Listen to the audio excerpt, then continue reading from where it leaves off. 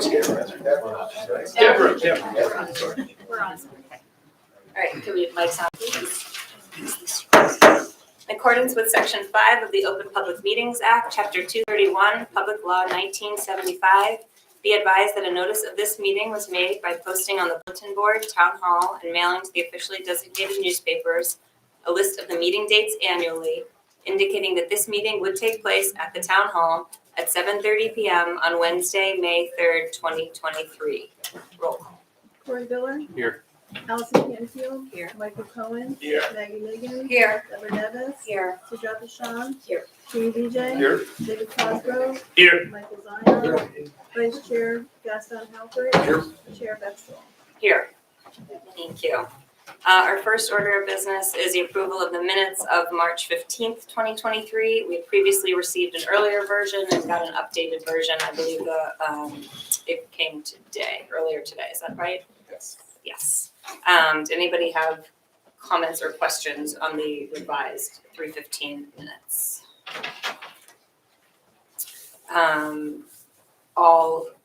Anybody who was present can vote. I move to approve the minutes of 3:15.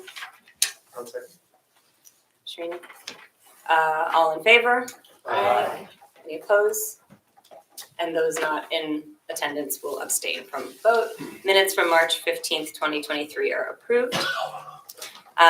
While we do have 3 orders of business on our agenda tonight, we're going to hear just the first one.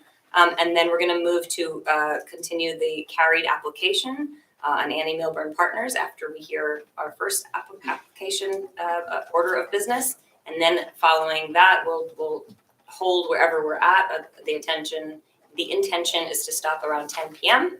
And then we'll move on to the ordinance and resolution discussion for the board, just so everybody knows how we're going to proceed this evening. That said, the first order of business is application 21003, which is 275 Company, 275 Milburn Ave. And this is regarding a 1-year extension for a previously approved site plan. I believe there are representatives from the applicant here. Great. Good evening. Hello. Good evening. So I'm just here, yes, to apply. Can you introduce yourself? I'm sorry. That's okay. It's Mark Hausman. I'm the owner of 275 Milburn Avenue. Fantastic. And I'm just here to apply for the 1-year extension for our project. Exactly. So this is, and just in summary, and please correct me if I get this incorrect, you had received from this board an approval, but it had a time limit on it. We're now approaching the end of that time limit, and you have not acted, so you're requesting 1-year extension to make changes. Exactly, yeah. And we're not asking for anything more than we've already been approved for. We're just asking for the same exact thing we approved for, just for a 1-year extension. Is that a correct statement? Well, it's no. Okay. It's close. Great. But Please it's a correct. common misunderstanding. The site plan approval does not expire as such. What expires are protections. That is to say, for 2 years after an applicant receives site plan approval, final site plan approval, they have protections against changes in ordinances, zoning ordinances in particular. So they have that window to do what they have to do, even if it would, for example, become a non-conforming use. If the zoning would change and this would not be permitted anymore, they continue to be protected. The MLUL also allows for the board to consider granting 1-year extensions not to exceed 3 extensions. So what is being asked for technically is to continue to be protected under the ordinances that, the zoning ordinances that they have received their approval on. So it's an extension, but it's an extension of protections. For example, if they didn't apply for any extension and nothing changed, no ordinances changed, they can build a project. They can build a project a year from now. But if the ordinance changes in between now and then I see. they can't. So it's So what they're protection. doing is they want to extend that veil of protection, and they can do that 2 more times after this. Okay, so that's the request. That was what was in the letter. It was Thank you for that clarification, Mr. Cosgrove. Just a question for Mr. Buzak, clarification. So there's a 2-year window. And if it's not acted on in the 2-year window, then a subsequent ordinance can affect the. yes. Thank you. Okay. questions or clarifications? Okay, does anyone want to make a motion on this order of business? I move to approve the one-year extension for the previously approved site plan for 275 Company. Second. And everyone could vote, you didn't have to be a You didn't participant. have to be present, right, because you received the materials. Correct. Corey Miller, Yes. Allison Canfield, Yes. Michael Cohen, Yes. Maggie Megan, Yes. Deborah Nevis, Yes. Sujata Shah, Yes. Judy VJ, Yes. Gaston Halbert, Yes. Beth Solon. Yes. You've been approved. Thank you. Thank you. Well, until Yeah, it's we'll do, memorialized. we'll Yeah. do a resolution, so we'll have something in the record, but you've taken the action tonight, we'll do a memorializing resolution. Thank you. You don't have to come to the next meeting. Not that we don't want you. Thank you. Always welcome. Thanks for your time. Thank you. Okay. Great, we're going to move on to our next application, which is application 22003. This was the matter that was carried from April 19th, 2023 without requirement of notice. Annie Milburn Partners LLC. Good evening. Good evening, Madam Chair, Madam Mayor, members of the board and public. My name is John Inglesino, here from the law firm of Inglesino Taylor, representing the applicant, Annie Says Milburn Partners LLC. As you know, we're seeking preliminary and final site plan approval for a 149-unit inclusionary development located at 249 Milburn Avenue, and more particularly described as Lot 1 in Block 705 on the tax map of the Township of Milburn. As you all know, this is the Annie Says site. This application is before this board pursuant to a Mount Laurel settlement agreement, which was entered into the record on the 19th of April as Exhibit A2. At our last meeting, you heard extensive testimony from the project civil engineer, John I'm Italian, right? Don DiGiacinto of Langen Engineering. Mr. DiGiacinto concluded his affirmative testimony. Although he addressed some board questions during his testimony, he will gladly address additional questions of the board, of the board's professionals, and of the public this evening. In addition, tonight we have our traffic engineer, Carl Pankey, also of Langen, to provide affirmative testimony regarding traffic and also to address questions from the board professionals, and the public. And that's really what we intend to accomplish tonight. At the next meeting, you'll hear testimony from our architect, Jack Raker, and our landscape architect, Jason Tronco. And if desired, if you have questions regarding operations of the project, Jonathan Schwartz, who is the managing member of the principal, is here, and will continue to be here to address operations type questions.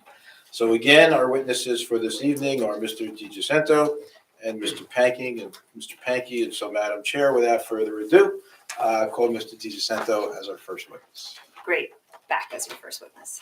Welcome back. Mr. DiGiacinto, you understand that you're still under oath? I for do. the last meeting, correct? Yep. Have there been any changes to your licenses or any of the professional qualifications that you gave at the last meeting? I have not. Okay, thank you. Welcome back. Thank you.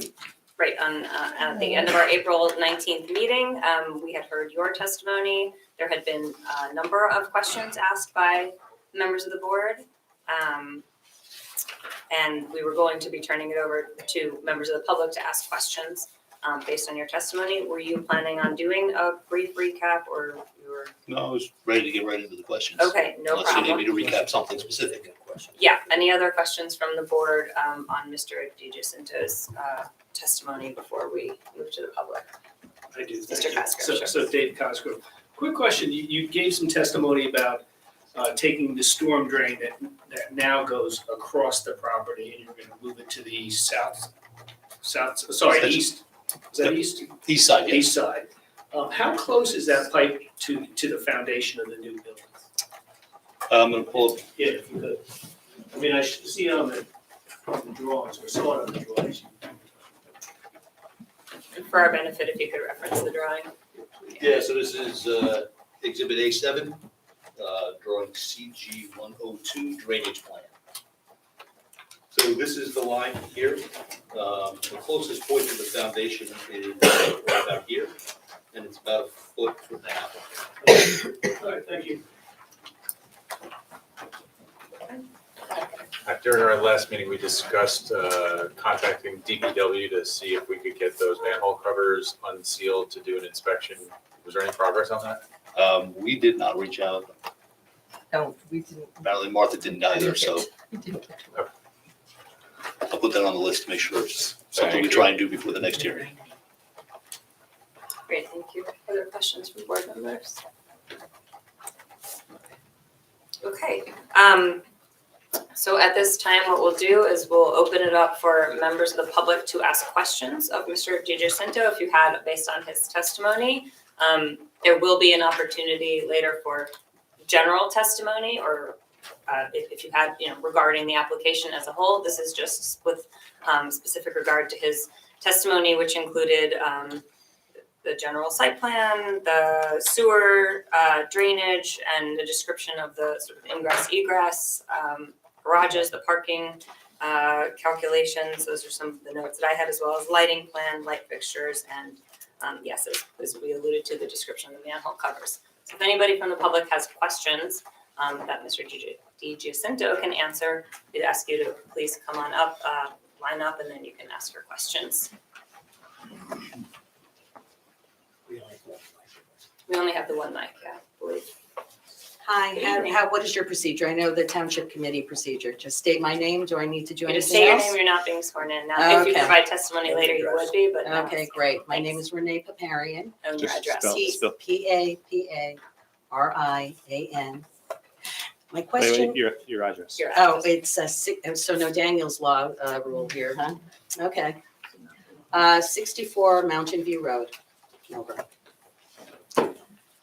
Given the police report that talked about the ingress and egress and potential issues that the police found could potentially be a problem, have there been any changes to your plans for the ingress and egress and how that's going to work on that extremely busy corner where Milburn Avenue turns into Essex Street? There have been no changes. There will be testimony from the traffic engineer following my questioning to support the entrances further.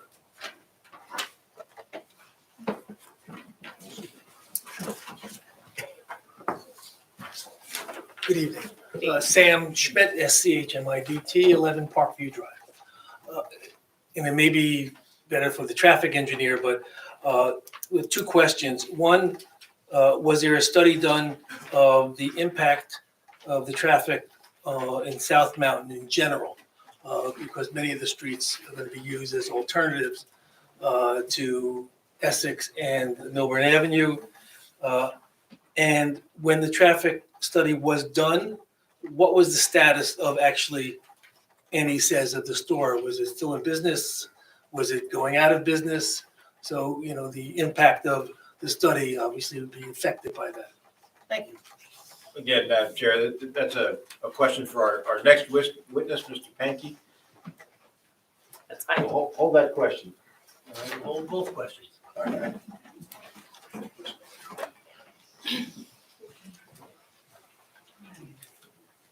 Well, Good evening. I'm Glenn Paparian at 64 Mountain View Road. You indicated with the site plan on the south side of the Annie Says project, there's a 10-foot setback. And then you indicated for about 170 feet, there's a 5-foot setback. And then you said something to the effect for 70 feet, there's a 2-foot setback. My question is, where is the 2-foot setback and where would the 5-foot setback be? That's on the south side, Milburn, That would be on the west side, west side, Essex. Essex. Okay. So again, Milburn Avenue has a 10-foot requirement. Milburn Avenue is defined as 250 feet from the easternmost property line. I'm going to refer to Exhibit A4, CS 101 site plan. So the 250 feet starts at this corner and runs to just about this point, right about before the curve of Essex. So that's the Milburn Ave frontage, The 10-foot. the 10-foot requirement, which we are compliant with. So the Essex Street, which is the one that gets a little more confusing, minimum setback shall be 10 feet, provided that 170 feet of the building shall have a minimum permitted setback of not less than 5 feet from the property line. Where's that? Well, okay, so it is generally applies to the entire Essex. So from this point to here, we are allowed to have up to 170 feet of the building within that less than 10 feet, but more than 5 feet. Okay, and then there's, a- And then additionally, 70 feet of the building can have a minimum permitted setback of 2 feet. okay, is that a specific area, the 2 feet? I walk by that every day to go to the train, that's why I'm curious where you're. So it's not defined specifically, it's along this entire piece. What we have up in this northwest corner, we have 2.1 feet, which is really just this corner, and then 2 feet at this corner. And then down here at the corner, we have 2.5. So then you can see the building starts to pull away. It's further away here, and then obviously we have. So it's by the corners. significant border. Okay. That's where it starts to get to that point.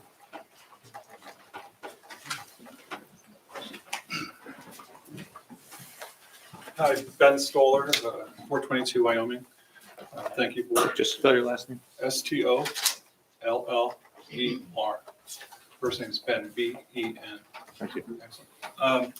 So on Glen, the line of sight, I know we haven't talked a lot about the line of sight from Glen Road right To the behind it. north. Yeah. So what is that, what is the maximum that, and how far above the line of sight do you go? So when I walk from Wyoming across Glen to the train station, how big of an eyesore is that gonna be when you look right across Glen?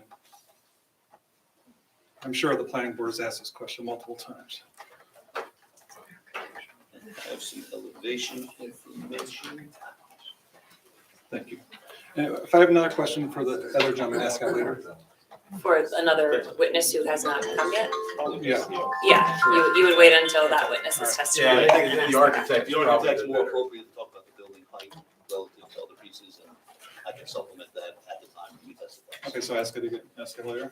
Ask the architect, he's not here tonight. Okay, The architect will be here at the next meeting. so you want it approved without our questions asked? Oh, no, he's No, gonna no, no. testify. It's We know not gonna be a that vote, they- there's not gonna be a vote tonight. Okay, This hearing will be continued to another evening, Uh-huh. when we will have additional witnesses, and the architect will be one of those witnesses.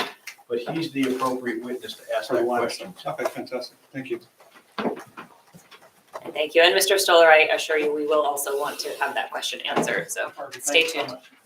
Jeffrey Feld, 11 Alexander Lane, Short Hills, New Jersey. I just have two confirmation questions. Can you confirm the size, the area of this site? Is it 2 acres, is it 2.2, or is it 3 acres? 2.2. 2 acres. I think the exact is 2.22. And your whole analysis has been based on the settlement that was approved by the court, the fair share housing settlement, Yes. by that ordinance? Thank you. Yeah, and just clarify, it's the ordinance that. The ordinance that was approved pursuant to that settlement, I think around November-ish, of 2021. That's correct. Thank you. Evening.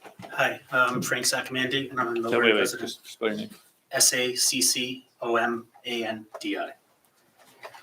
So I had a question about the parking. It looks like you guys have planned for over 300 parking spaces. And it's my understanding that the minimum is 1.3 spaces per unit. And according to these plans, it looks like you're doing 2.1 or in excess of 2.1 spaces per unit. If it's so close to the train station, and the idea behind this is that people will be able to easily get to transit, why are there so many parking spaces? It just seems like it's overparked in comparison with. Well, Yeah. again, I think this is not the appropriate witness for that. Jonathan Schwartz is here, who's a principal. Okay. He can address that question.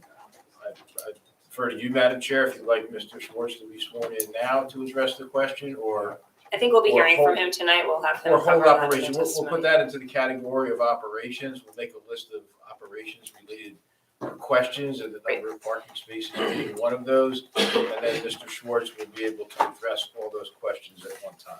That's fine, thank you. I mean, to Mr. Saccomandi's point that it was discussed, I recall at the last meeting too, but I think that's fine if we want to speak to the expert to have that question answered. Okay. Thanks. Do you have And other then questions? Would this be the appropriate expert to ask about the number of EV spaces that are being pre-wired? You did provide testimony to it. Can you respond to Yeah. the question? So, it's my understanding that in 2035, New Jersey's going to ban the sale of new gas-powered vehicles. So considering that that's, a little more than a decade away, it seems silly to me that you wouldn't pre-wire all of the spaces. Now, I understand EVs take a lot of power and the grid probably can't handle it at this moment, but in 10 years, that could change. And given how close Annie says is to the power substation right next to the dump, I would think that eventually, when they're upgrading the grid, that might be a building that, would get an upgrade first. So it just seems to me like, it's short-sighted not to wire for all of the spaces to have EV chargers. And then I think as it is, you're only putting in like 30 EV chargers or whatever the minimum was. To me, that just doesn't seem like enough. We're a community that seems to embrace, new technology, green technology. And, I see a lot of EVs around town. I think we're going to have more and more. And, I think it would really be doing a disservice to the people that live there and to the town and the environment not to have more EV spaces. Can you just rephrase your question? Yeah, so why aren't there more EV spaces and why aren't you pre-wiring all of the spaces? So, yeah, just, I think he has to respond. I don't know. well, Is that he's correct, Mr. asking, he's asking Yeah. why. Okay. And I think what was, again, that's a policy question for the applicant, so Sure. I would defer that to Mr. Schwartz. The testimony at the last meeting clearly was, and Mr. DiGiacinto can reiterate it, that the number of EV stations complies with the requirement under state law. Is that correct, Mr. That's DiGiacinto? correct. And the question as to whether or not the applicant would or, decide to do more than what the law is required would really not be a question for the engineer. Okay, that'd be a question for the applicant then? Yes, but the testimony was, and just reiterated, we comply with, the applicant complies with the law in terms of the number of EV stations that are being provided. Okay. And are the units going to have gas stoves or electric? Operational question. I apologize. I'm not the architect. Okay, I'll save that for. Generally speaking, and for those who weren't here at the last meeting, Could we have, instead of council directing this meeting and determining who's gonna answer questions, could we just have these witnesses answer these questions? I think let me say this, I think Mr. Cosgrove raises a good point. Let, Mr. Inglesino, let the witness answer the question. If the witness has no answer, I don't know the answer, I designed this the way I was told to design it to meet state statute, he can answer the questions however he wants to answer them. To the extent that you then, after he answers, want to offer that there may be somebody else who can answer it better, I would ask that you do that. But let the witness at least answer it to the extent that they can. If they can't answer it, that's but fine. if it's. I can't answer it as good an answer as any. I understand, but for the record, if it is a question that is clearly not for this witness, I Just don't, let the witness I don't want to answer. object to the question, but I have to object to the question. Well, the difficulty is that the witness testifies about all these things. No, we didn't. Well, He testified about all about EVs charging. EVs and what was going on, so it's a natural question, I think, to ask him. He may not know the answer, or his answer may be, I don't know why it was done that way. We met state statute and that's what we did. And as I said, if you then want to expound upon that or have another witness do it, I welcome, and I think the board would welcome, I think the public would welcome that witness at some point to come forward. But I just think we ought to have the witness. He's a well-seasoned witness and a well-seasoned engineer who's gone through this many times. Understood. Okay, thank you. Okay, so I would think this falls under the purview of engineering. So you would know how big the gas pipes are going into the building, right? That's an engineering thing, right? That would be So, mechanical, electrical, plumbing engineering, not site engineering. I see, okay. Well, in any event, I'm going to ask the question, and if there's a more appropriate person to answer it, then, hopefully they'll answer it. So my question is, if they are gonna have gas stoves, are they going to be vented outside? And the reason I ask this is I know that in New York City, they just passed a law banning gas hookups for new high-density buildings. Actually, I think it's for any building in the municipality. But, you know, they've cited that, you know, gas stoves can cause a lot of environmental problems, especially when they're not vented outside. And it seems like we're gonna have a very high density of gas stoves in this structure, if it is gonna use gas. And in that case, I'd like to know why, you know, they're not using electric stoves instead, because I think that would be more environmentally friendly and would be better for, you know, the people living there, less off-gassing of the stoves, et cetera. And, you know, it seems like other cities are starting to go down this path, and Milburn being a leader, maybe this is something that we should consider as a town, and maybe you guys should just consider in advance, oh, you know, this is the direction things are moving with building design, maybe we should, you know, offer electric or induction to get ahead of that. So asked a few questions, hopefully you can answer some of them. So unfortunately, I apologize, I cannot answer those questions. I'm not involved in the interior design of the building and whether or not there's gas or electric. The architect's going to be able to speak to that. Thank you, sir. Thank you for the questions. Additional questions for this witness based on his testimony? Okay. We thank you. So I believe you're calling up your second. Yes, we'll call Mr. Carl Pankey, who is our traffic engineer.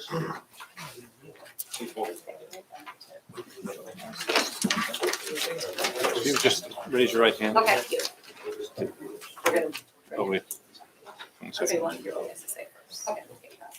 Just raise your right hand, please. Do you swear or affirm the testimony about to give in tonight's proceeding be the truth, whole truth, nothing but the truth? Yes, I do. Your name and spell your name for the record, please. Yes, for the record, my name is Carl with a K, Penke, P as in Peter, E-H-N-K-E. Mr. Pankey, can you describe for the board your professional background, include your educational background and any licenses that you possess? Sure, I have a Bachelor in Civil Engineering from Villanova University. I am a Vice President with Langen Engineering and Environmental Services. I am a registered professional engineer in the state of New Jersey, as well as numerous other states. My area of expertise is traffic engineering, which I've been practicing for over 38 years now. And I have appeared before this board in the past on applications and qualified as such. So, Madam Chair, respectfully, we request that Mr. Pankey be recognized as an expert in the area of traffic engineering. We welcome you as the expert in traffic engineering. Thank you. So, Mr. Pankey, can you describe the traffic aspects of this application? Certainly. So associated with this application, my involvement with the project team is really the traffic impact and access for the most part designed for this project and input to Mr. John in the design, as well as preparation of the traffic study that was submitted with this application dated June 28th of 2022. Basically, in preparation of the traffic impact study and subsequent to preparation of traffic impact study, we've had the opportunity to obviously visit the site, the environs, understand the road system surrounding the site. We've had the opportunity to research available traffic studies in this area, and luckily the township actually did do quite a comprehensive traffic impact study of the Milburn Avenue and Essex corridor back in 2021, done by Mazer Consulting. And then there's also data that DOT collects on a regular basis that's available. We also sampled traffic volume data along Essex and along the site frontage back in 2022 in preparation of the traffic study to cross-verify the data that was available publicly for the area. We've also had the opportunity to meet with the county to discuss the project and access and circulation for the project. We've had the opportunity to review the professional reports provided, including the police report that was prepared in review of the application, and consider the comments and concerns that are identified in those publications. And lastly, we prepared the traffic study that provides an analysis of the operation of the driveway. And John obviously has designed the site plan and the access to meet county standards and site distance requirements and so forth. And he's presented testimony on that at the last meeting extensively. In a summary. Mr. Fenke, before you do summary, Essex Street. Yes. Is that a county road? Yes, Essex Street and Milburn are both county roads. And that requires submission of an application to the Essex County Planning Board, that's correct? That's correct. It's under their jurisdiction and the driveway falls under their jurisdictional controls. And that application was submitted to the Essex County Planning Board? Correct. And you referenced a meeting with the Essex County professionals? Is that Yes. correct? Can you describe for the board, what occurred at that meeting and what the reaction was of the county professionals who you met with to the application? Yes, certainly. So the Essex County has provided the same material that this board was provided, including the traffic study. As you are aware, the project is a redevelopment project. The property is currently developed with a roughly 30,000 square foot commercial building. It's not fully active at this point. In fact, it's pretty vacant at this point in time, but in the past it has been a vibrant commercial building. That property has multiple access points to it today. It has a direct inbound driveway from Milburn Avenue towards its eastern end that's immediately adjacent to another commercial driveway. And it has two access curb cuts along Essex Street that provide inbound and outbound movement to parallel angled parking fields behind the building. The discussions with the county basically focused on the access location, its design and its safety and operation. The driveway itself is located in accordance with the requirements of the RMF zone. If you're familiar yourself with the RMF zone, this property is permitted to have access only from Essex Street, which is proper planning. So a big component of this design is improving and reducing points of conflict along Milburn and along Essex by eliminating the driveway that's immediately adjacent to that other commercial driveway along Milburn, which improves safety and operations along that section of Milburn. And basically, the multiple curb cuts along Essex are being consolidated to one primary inbound, outbound movement, which is where the majority of traffic will flow to and from, and a Port Cochere access, one-way access. The driveway is a right-in, right-out only, obviously, since Essex Street is a one-way street in a westbound or counterclockwise direction and will remain so for the foreseeable future. We are aware that there has been prior studies for a two-way conversion, and we did consider that in our traffic study. But based on our conversations with the county and reviewing records, I don't know that that's proceeded further in the planning stages. But we did check that the driveway could operate under both scenarios. With regard to the county discussions, the county is comfortable with our access location, the driveway designs, the site distances. We also had the opportunity to speak to the county regarding one of the review comments, I believe it was in the board engineer's report, about a potential to add a additional pedestrian crosswalk crossing across Milburn, basically from the island at the shortest point. Just for the record, you're referring to Exhibit A4. So one of the comments was to add a pedestrian crosswalk, basically at Parkview, crossing into the median island where Essex and Milburn divide. We did talk to the county about that, and they are receptive to that idea and are prepared to work with the town and ourselves on implementing a crosswalk at that location. The county is receptive to the pedestrian environment improvements that are being proposed. If you've had an opportunity to review the plan and existing conditions, the existing sidewalks along the existing property basically are fairly narrow and butt up right behind the curb. the streetscape improvements that you've been implementing in the downtown area are being extended to this area, which will result in the sidewalk being pulled away from the roadway and use of the brick paver separation between the back of curb and the sidewalk. So that pedestrian environment is being improved both from a safety standpoint as well as an environmental standpoint. So that's an improvement that they see. They also like the idea that the trees are being pulled back away from the back of curb too. Again, that's a good thing to move those away from the roadway. So they're very receptive to that portion of the plan. Overall, they're very receptive to the plan and are looking to continue with their process after this board does their process. As you're aware, the county generally follows local approvals, but they didn't see anything in the plan that they had a difficulty with. With regard to traffic itself, as I said, the site is commercially developed. The proposed 150 residential units on this site will result in less intensive traffic flow than was previously generated from the site or could be generated from the site if the existing building was reoccupied with the commercial use. That reduction is somewhat on the order of over 800 trips per day. During the evening weekday commuter hour, about 50 less inbound and outbound trips.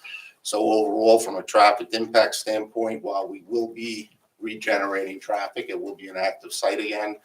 It will be less impactful to the roadway systems, including the Mountain Avenue community to the south. Traffic along Essex Street and along Milburn will be less intensive than was there previously. The driveway is projected to operate at good levels of service, both the right in and the right out. I did note we did have a chance to review the professional reports. One of the reports was the police report, where there was some concern raised about basically the freedom of movement into the site. The perception raised in that report is that there would be blockages of traffic being able to safely egress and move into the site unimpeded, which might result in backups onto Essex Street. I know John provided a good summary of how this site is designed and the circulation on the site. That type of blockage or backup will not occur. The driveway as it is designed has over 130 feet before you reach the garage. The garage is access controlled, but the access controls will utilize today's modern technology. The residents will all have equipped in their cars basically a reader. It's not even a key fob anymore. It's like an easy pass, whereas they're approaching the gate, pops up, they continue in, and you would expect no delays, no queuing on that movement. The occasional visitors, they also move into the site over 130 feet, so there's no backup onto Essex Street. They would just call into the concierge, the 24/7 concierge. They would be immediately led into the garage, and then they check into the building through the main building. So there is no delays or queuing of movement into the garage. So there will be no backups onto Milburn Avenue. The driveway location has been well set. It has been pulled away from Milburn Avenue, put into a good location where proper site distances are available, so that it will. You said Milburn Avenue a couple of times. Sorry, Milburn Road. It's been pulled away to a location that provides for proper site distance. You mean Essex Street instead of Milburn Avenue? The driveway is on Essex Street, but it's been pulled away from Milburn. Okay. It's been pulled away so that it is in a proper location to provide good site distance and function properly. So based upon the design, the traffic study, and our evaluation, we believe this site will function very efficiently and will work safely. The reduction in curb cuts, particularly along Milburn, will improve traffic safety, and the pedestrian environment will be improved consistent with your goals and objectives for the downtown area. And I think that summarizes it. I think the one last thing I can say is we also did have an opportunity to pull over 5 years of accident data. That actually just came in yesterday. Spent the morning going through it, stacked like this. And I can tell you that the accident data showed no historical accidents in the area of the existing site driveways for this, Annie says, at Parkview and the left from Parkview to the driveway that's been there for years. All of that actually had no accident history. The majority of what we saw is really over at the signalized intersections and or a lot of parking lot hits inside parking lots. So it was a bit of data to go through, but it did confirm that this section of Essex Street's been operating safely. Thank you, Mr. Hanky. I believe we might have some questions from board members. Do you have any questions? I do. Okay. Thank you so much. I'm very concerned with the idea that this study was done in 2022, and you also referenced a 2021 study, and that was at the height of COVID and nobody was traveling. And in 2022, when your study was done, that was just, the governor had declared the state of emergency over, as it were, for COVID in March of 2022, and your study was done in June of 2022. So I'd like to suggest that another traffic study be done. I just think that this is not current data. And I would like to, and it's even more concerning that our police chief has a problem with, as referenced, I know you referenced, I'm going to stick with our police chief. And also, there were some comments made by our planner and our engineer and our fire department. And so I think that I even did get a little data. For instance, our parking permits that are in town, we're up 25% year over year. So that's a lot more people that I don't think you have taken into consideration. And I believe that we should do another traffic study, and I believe it should be done quickly. And I believe it should be done either on a Wednesday or a Thursday, or Tuesday, Wednesday, or Thursday, never a Monday or Friday. Correct. Definitely not a hot summer day in August. Our town shuts down pretty much in the beginning of June. It's kind of when we shut down. So I believe we should have another study done. And I also would like to suggest, if that study does get done, when it gets done, that we hire Brightview as an employee, that we hire Brightview who works for the township so that they can interpret this data. This is a lot of data. I'm not an expert at it, but I believe we need to have experts for our board advising us about the data. So that's just my opinion. So anyway, Mr. Pankey, answer the questions first. But thank you. I just wanted to bring that out, especially because we're just, we'll be asking questions as well. But I really believe that it's important because this is data, and it's a different time. It's just a different time, and we're starting to get back to normal again. So I appreciate that. Thank you. Thank you. Let's, I guess if you could first respond to the letters, the professional letters, because you alluded to them, but if we could maybe go through them, maybe some of the specific comments that were made about your study and response, and then I think maybe we'll, as the board, have a discussion about what you suggested. So with regard, I'll just touch on the data very quickly. You're correct. Last couple of years have been challenging for traffic engineers. But we have figured, we have dealt with it by looking at historical data. In this case, the counts that we sampled in 2022, we did have the data that was available from Maser Consulting, and Maser Consulting also had found pre-COVID data that they used to verify their data from the NJDOT. So we were able to use all of that to check that we had a representative sample that would be representative of pre-COVID situations. My data was actually higher than some of the Maser data, and then it was adjusted based upon what we were looking at. So it is a representative sample. You're right, things are changing. Where they're going to settle, we're not completely. I think now is probably what more representative of where we are, but that variation is probably not going to be that great in this area. From looking at the pre-COVID data that we had, but that's the board's option if they want to see an additional sample taken at this point in time. So with regard to the various review comment letters, probably the most important one is the police department memo, and again I touched on that in direct testimony. The underlying concern that was raised by your department was whether the driveway and circulation design would result in delays leaving Essex into the site. with the suggestion that there's a better condition today leaving Essex into the site. The fact of the matter is there's a worse condition today. Today you leave it and you go right into the parking fields where there's points of conflict and the angled parking immediately within the property, about 20 or 30 feet. It's one of the reasons we grabbed the accident data to see if there was anything related to that. As I indicated, we didn't find anything, even though that condition exists. However, the real important part of this is, and what probably wasn't clear on the plan when it was reviewed, was that the way our driveway is designed is that it extends into the site, as I said, over 130 feet before it reaches the garage and any gating on the garage. And the other part that probably is not they're not aware of is the fact of the way the gating works and the way it reacts to a driver come in, allowing the gate to immediately open and proceed. So there's really very little delay for a vehicle to exit Essex into the driveway.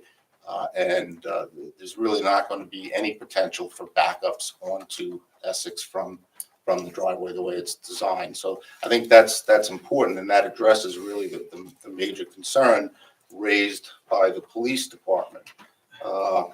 With regard to the engineering comments, the traffic comments are primarily related to site circulation and so forth, which Mr. Giacinto has discussed. There was a question with regard to potential traffic flow along, I believe, Holmes Street. And Holmes Street is a 30-foot wide street. I wouldn't term it as a narrow street. It is a connecting street with no parking on it between Essex and Milburn. And it is correct, anybody that leaves the site that wants to return to the east would make the left on Holmes and make the left on Milburn.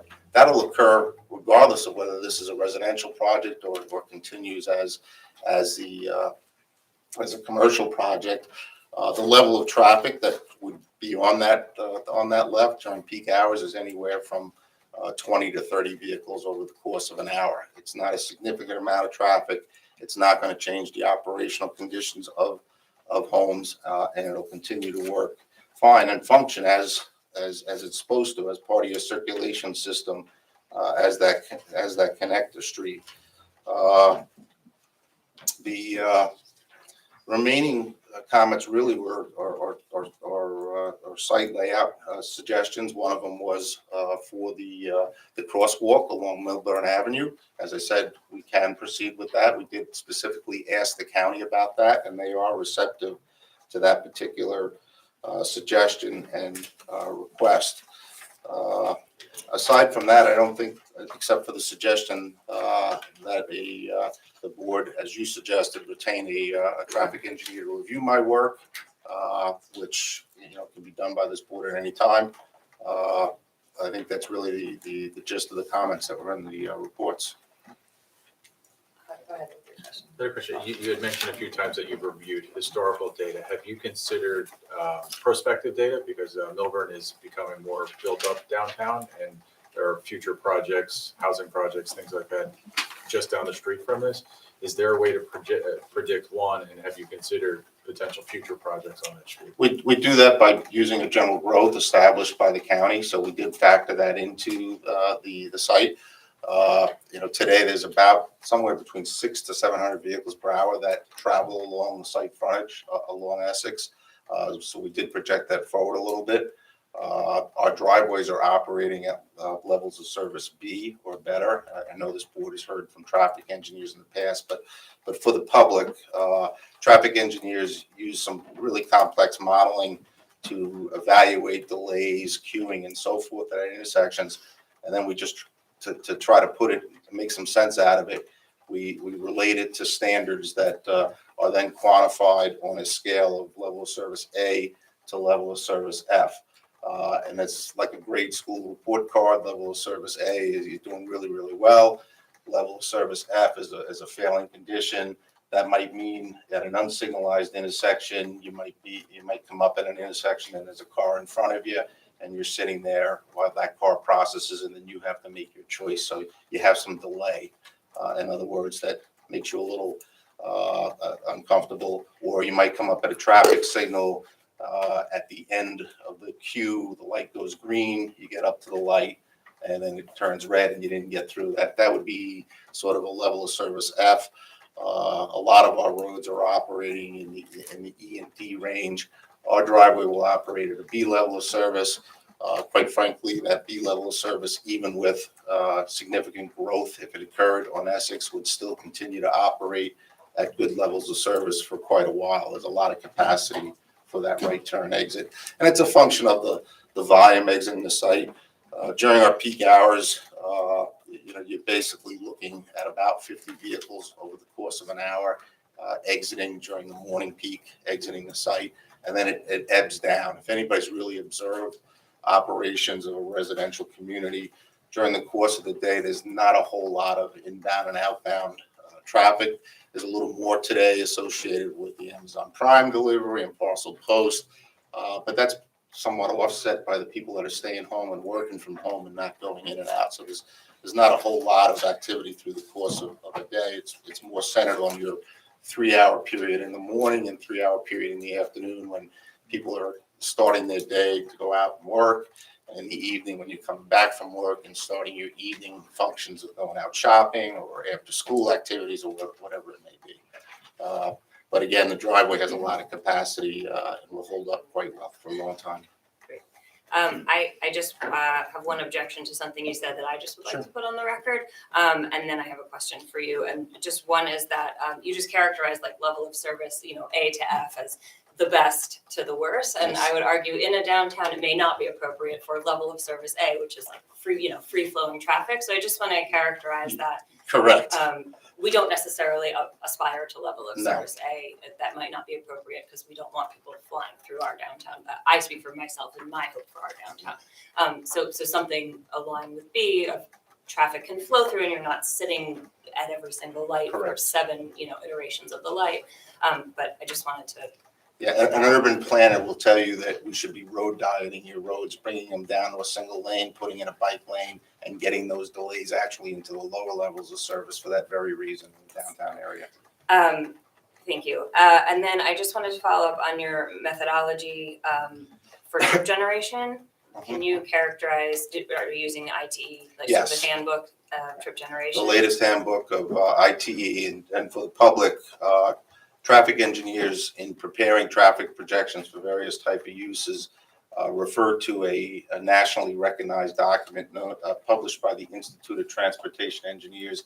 The document's entitled Trip Generation. It's now, I think it's its 11th edition, or I think it's being updated shortly. It's basically an accumulation of data of counts that have been taken at similar facilities and then quantified and developed in such a way that we can use it to prepare estimates of traffic for new development. In the terms of residential development, it's been found to be highly accurate in terms of representation of anticipated traffic flows, and it includes data from New Jersey. Thank you. And so my question was, have we seen, you just mentioned they're in the process of updating it. My question for residential developments, multifamily, is how have we seen traffic generation change?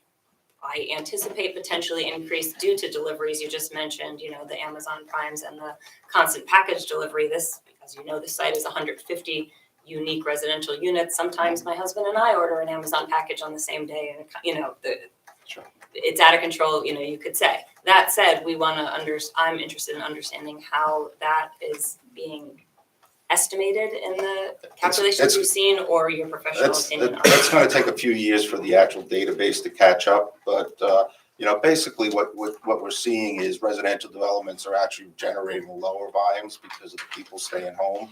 Now the question is that going to stay? Because now we have some businesses that are saying, get back into the office, but what we're all hearing is it's 3 days a week. So, and those 3 days might be a Monday, might be a Friday, might be the core of the week. So overall, the residential communities are lower. Is it offset by the few deliveries that are coming in? I would say no. The delivery companies are very efficient in terms of making sure that they're not rerunning routes. So that level of traffic, which was always there, you always had parcel post and so forth, but we all seen the Amazon Sprint vans coming through our neighborhoods, but it definitely would not offset particularly peak hours, the prior generation. At the end of the day, I would suspect a couple of years from now, we're going to see that everything's probably stabilized where it is or even lower with the stay-at-home aspects of people working. Okay, thanks. And one last question before I turn it over to others. Are we not seeing, sorry, I ask everybody to keep it quiet. You only have that first 130 feet or the driveway parking area where any delivery vehicles, so move in, move out, and deliveries, UPS, garbage, anything that doesn't have basically the transponder or whatever, the easy pass to open up the gate, would have to be in that driveway here. Yeah, so the idea of the porte cochere, those quick deliveries, those sprint van deliveries, it's right there to the front door, in and out. The loading area is really for the move in and move out, and that is a scheduled, controlled situation.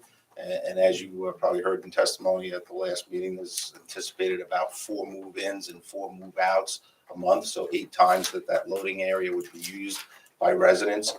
As I said, it's controlled. There's 24/7 concierge on the site to make sure that people are properly using the loading area and controlling it. It is definitely a management scenario that the owners of the property want to make sure that this property is functioning correctly and looks good. Okay, thank you. Other questions, Srini? Evening. So 3 or 4 questions. The first is an observation. Your report says 150 residential units supported by 289 parking spaces, but the applications for 149 and 324 spaces, So correct. would the math change? It wouldn't change the math on the trip generation. No, the trip generation is based upon the number of units. The parking is basically set by RSIS and the owner's intent to make sure that we do not have parking problems on this site. I think our client will talk about it a little bit, but one of the things we do know, particularly in affluent areas such as this, is while people may not be using their cars, particularly when they're related to a train station, they still own cars, and they still want to park their cars and have them for their weekends and trips. And the last thing we want on this site is a situation where there's a demand that starts to spill over into the community. So the design of this site is making sure that there's abundant parking. Second is, so you reference peak hours, and I think peak hours are 8 a.m. to 9 a.m. in the morning and 5 to 6 p.m. Based on the counts, that's what we've identified, but that could fluctuate every day. I mean, is there a reason why only 1 hour blocks? Well, we look, as traffic engineers, we seek to find the peak. We actually seek to find the peak 15 minutes, and then we turn it into a peak hour. So when you look at the counts, we take our counts on 15-minute periods. And generally what you'll find is on any given day, in the morning, there'll be a peak where the road's hitting its highest level of traffic, and you define that hour from the counts. And the same thing happens in the evening. And within that hour, there's actually a peak 15-minute period. So that when we actually run our analysis, we call it an hourly analysis. But the truth is, the models actually take the peak 15 minutes, factor it times 4, and analyze it that way. So it's a relatively conservative analysis from that standpoint. But the idea is we want to find when traffic is highest on the roadway and when our traffic will be high during that roadway, and make sure that it'll interact correctly. Because the other reason why I ask this is because the report says that when compared to the projected traffic generation of the existing retail commercial building, which, we can call it a question because there's not much going on right there, and even the last 2 years out there. And it says it will generate only 8 more trips during the weekday Morning peak hour. and 118 less trips during the weekday evening peak hour. Correct. I would think that the peak hours would be different for retail versus commercial, so it's not apples to apples. Well, that's why. So what this is basically saying is because retail really isn't active in that morning peak hour, but you do have some activity in terms of the startup operations of retail. It's basically the 150 units as compared to 30,000 square foot of commercial space in the morning is roughly a wash. It's about the same. Where the real change in activity is across the day. Retail has a higher amount of activity in and out as people go shopping throughout the course of the day, as compared to the residential, which is why you result in about 800 less trips per day. And then in the evening peak hour, obviously, that's when retail is generally busy. And that's why you'll see that 100 more trips in an hour occurring in the evening peak hour versus the residential. And, in your opinion, how might the numbers change if you extend the peak hour? Because, before coming here at 7:10, I was there on the site and I just, parked in and just tried to get out. It took me almost a minute to just get out because there's so much traffic there, even at 7:10 p.m., which is supposedly not right. Yeah, well, you wouldn't extend it. You'd look to see if there's a shift in it, but from the count, you're finding the peak. So what that means is the next 15 minutes is lower and the prior 15 minutes is lower. So you're finding the peak by looking at the traffic count data.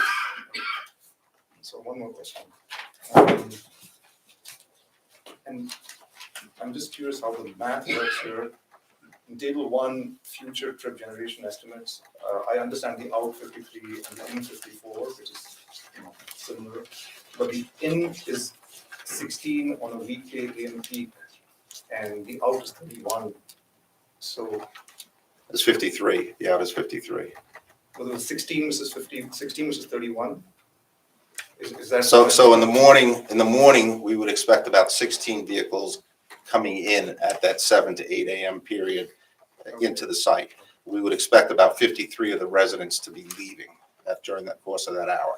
Because people leave over a course of time. Some people may be leaving early and so forth. And just as a point of fact, we are in a transit-oriented area. We do have the train station. In preparing the traffic study, we did not adjust these numbers to reflect that a portion of our residents will probably leave their car and even just take the train. Hopefully that becomes more active. I think that's one of the things we don't know about yet. Yeah, so we did not take that adjustment, which would have reduced these projections probably by 10 to 15%. And the last question is, you spoke about the 130 feet from the in the driveway up into the garage and having modern technology so that it's like an easy pass.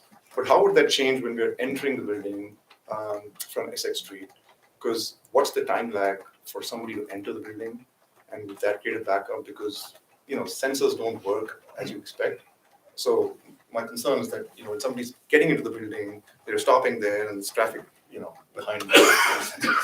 Right, that's the exact thing. As you're moving into the driveway, the way your sensors are set is they're set on the driveway. They're reading the activation, and as you continue to proceed in, that gate is lifting and moving.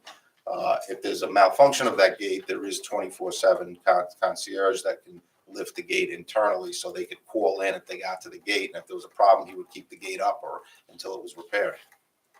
Okay, but we still have to wait for pedestrians to cross. And, Well, you have that type of activity in any driveway. Thank you. Gaston, I know has something. Great.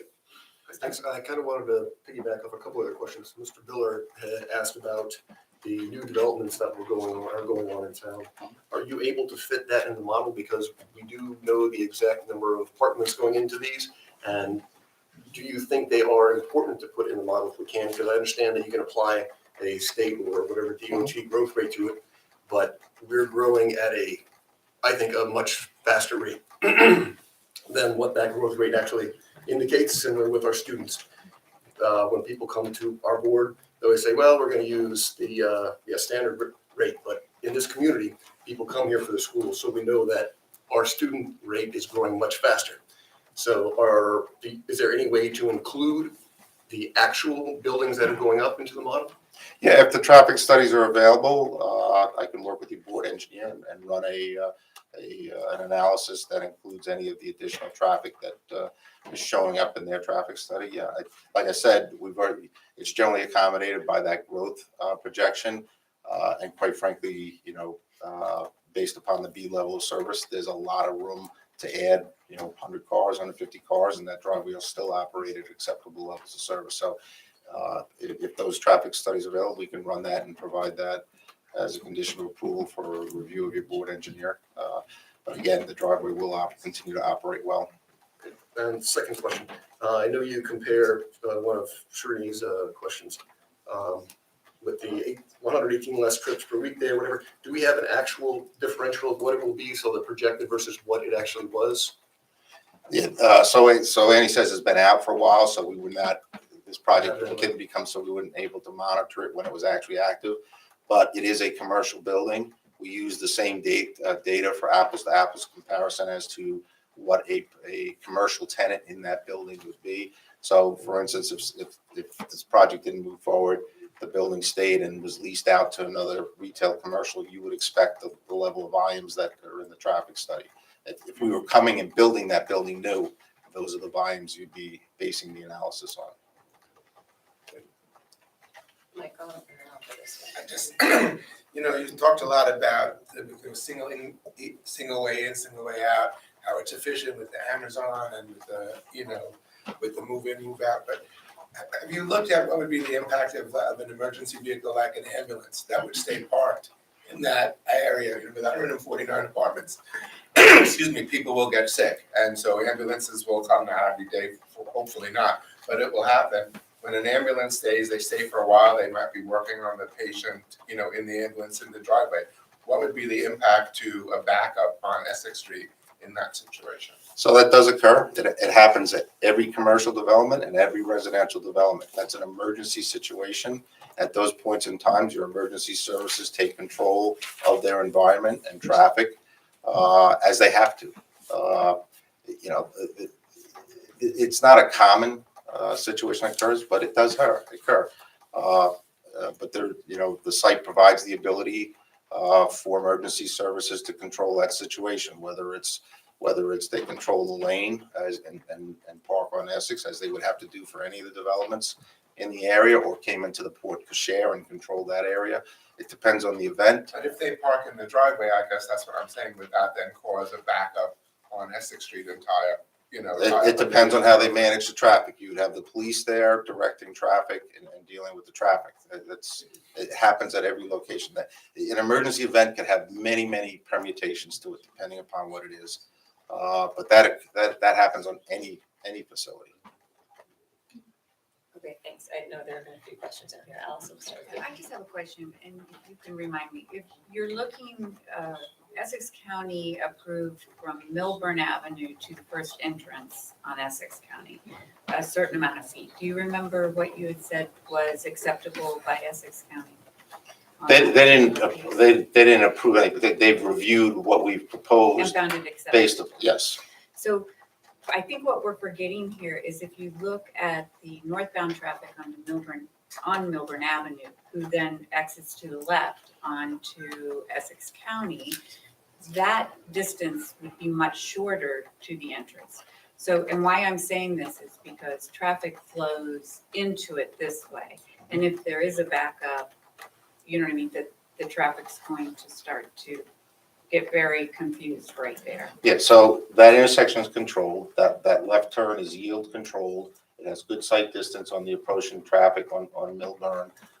It's a relatively modest traffic volume today making that left. But the distance after you make that left, when you make that left, you're choosing your gap in the oncoming traffic. So in other words, when you make that left, your gap you choose will allow you to get across and make the right into the driveway. But what I'm saying is that we need to take that into account when we do this traffic study, because as you see, that curve is much closer to the entrance of the actual property on the right-hand side. So I'm requesting that can that possibly be done, from, again, I don't know how to, from the corner of the building. Can I try to the entrance? Yes, can I try to please. clarify? I think I understand her question. If you do it today, if you're making the left turn exactly there, you essentially have to cross 2 lanes of traffic Correct. to turn into the parking lot for where Annie says is today, Correct. which is this about approximately where today. Out there. I think her argument is it's a little further back as of today. Well, Yes. the Yes. existing driveway is Right. basically between the Port Cochere and the main driveway. So we've So now actually it's- moved the functional driveway away from the inbound. So you would be able to turn in at. Correct, you have either of more those room locations. to make Okay, that. Does that make room. sense to you?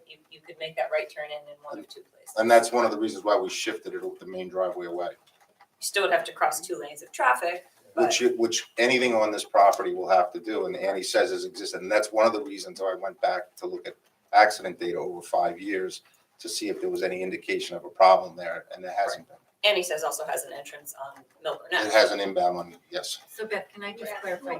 I'd like to see what the distance is of what is being currently measured by making a right-hand turn to the entrance and what the measurement is or making a left-hand turn onto Essex. Yeah, we can Because get I those think it's measurements. substantial and we're not recognizing that and Well, as I said, the existing driveway today falls here. Right. So this driveway is further away from this left, and we pulled it away. The porte cochere is not the primary way in, it's the main driveway, and we slid that further away than the existing driveway.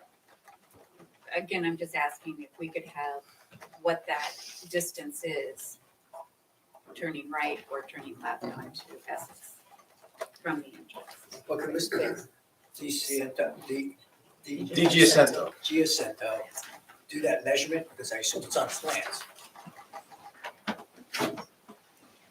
Great. While he's Why do maybe you- doing that, why don't we take a question from Ms. Nevis and then we'll come back. I have a couple of questions actually. Great. So you mentioned a couple of times that you reviewed 5 years of accident data. Yes. What were the years of that data that you reviewed? 2018 to now. And how long has Annie Sass been vacant? I am not sure, it's been several years. 2016. Okay, so the accident data you reviewed did not include when Annie Sass was an active site as a retail. 2016 is correct, but if there's anybody else in there, it's reflected whatever activities on that parking lot. Say it again. If there's any activity in that parking lot, it would have Okay, reflected but that. it's been vacant, so Okay. There So- was temporary use, yeah. temporary, very temporary. There's been Yes. users. Okay, but, okay, I just wanted to establish that. All right, and then, so this is a very big walking community to the train station. And I'm wondering if you've taken into consideration the amount of pedestrian foot traffic there is at peak hours going to the train and coming home from the train, given that this community utilizes the ability to walk. So the site does, if you look at the site plan, does include, as I said, improvement of the sidewalk along the entire frontage, and improving that pedestrian environment, which allows that activity to occur, and the walkability to the train station. We have not, as I indicated, done any reductions in our traffic generation to reflect that activity. So have you looked at what the traffic coming in and out of the site is going to be in terms of having commuters walking to the train station and what the impact on, the potential impact is going to be? There would be, there would not be a significant impact in the interface between pedestrians walking along Essex and the cars going in and out. It's a short crossing. The activity level is just not that high that it would have any impact on the analysis. Okay, and have you thrown in, when the school bus comes to get kids who are getting picked up to go to school and then getting dropped off in the afternoon to go to school? Because we've got middle school bus, high school bus. I don't know if we're gonna be at soft quarters at that point, so you're gonna have kids going to various elementary schools, but I'm just wondering whether that's been considered. School bus activity is incorporated in the traffic generation data in terms of where the school bus decides to set its stop. That's up to the school board when they set their yearly routes. So that would be up to them to set the actual location. But buses are a part of residential development. So that's been considered. It's in the data. Reporting. Okay. And then, so my other question was, in general, in your experience, how does traffic change when you switch from commercial to residential on a site? Because I know you've talked about it a little bit, but I'm just wondering if you can talk about how you take all of that into consideration when you make these determinations. Yeah, so certainly, and it depends on the commercial type. In this case, we're talking about a retail building. So, commercial retail activity is usually quite intensive. Most commercial facilities that would take a building like 30,000 square feet are generally opening morning hours, 9 o'clock, and running through the late evening hours.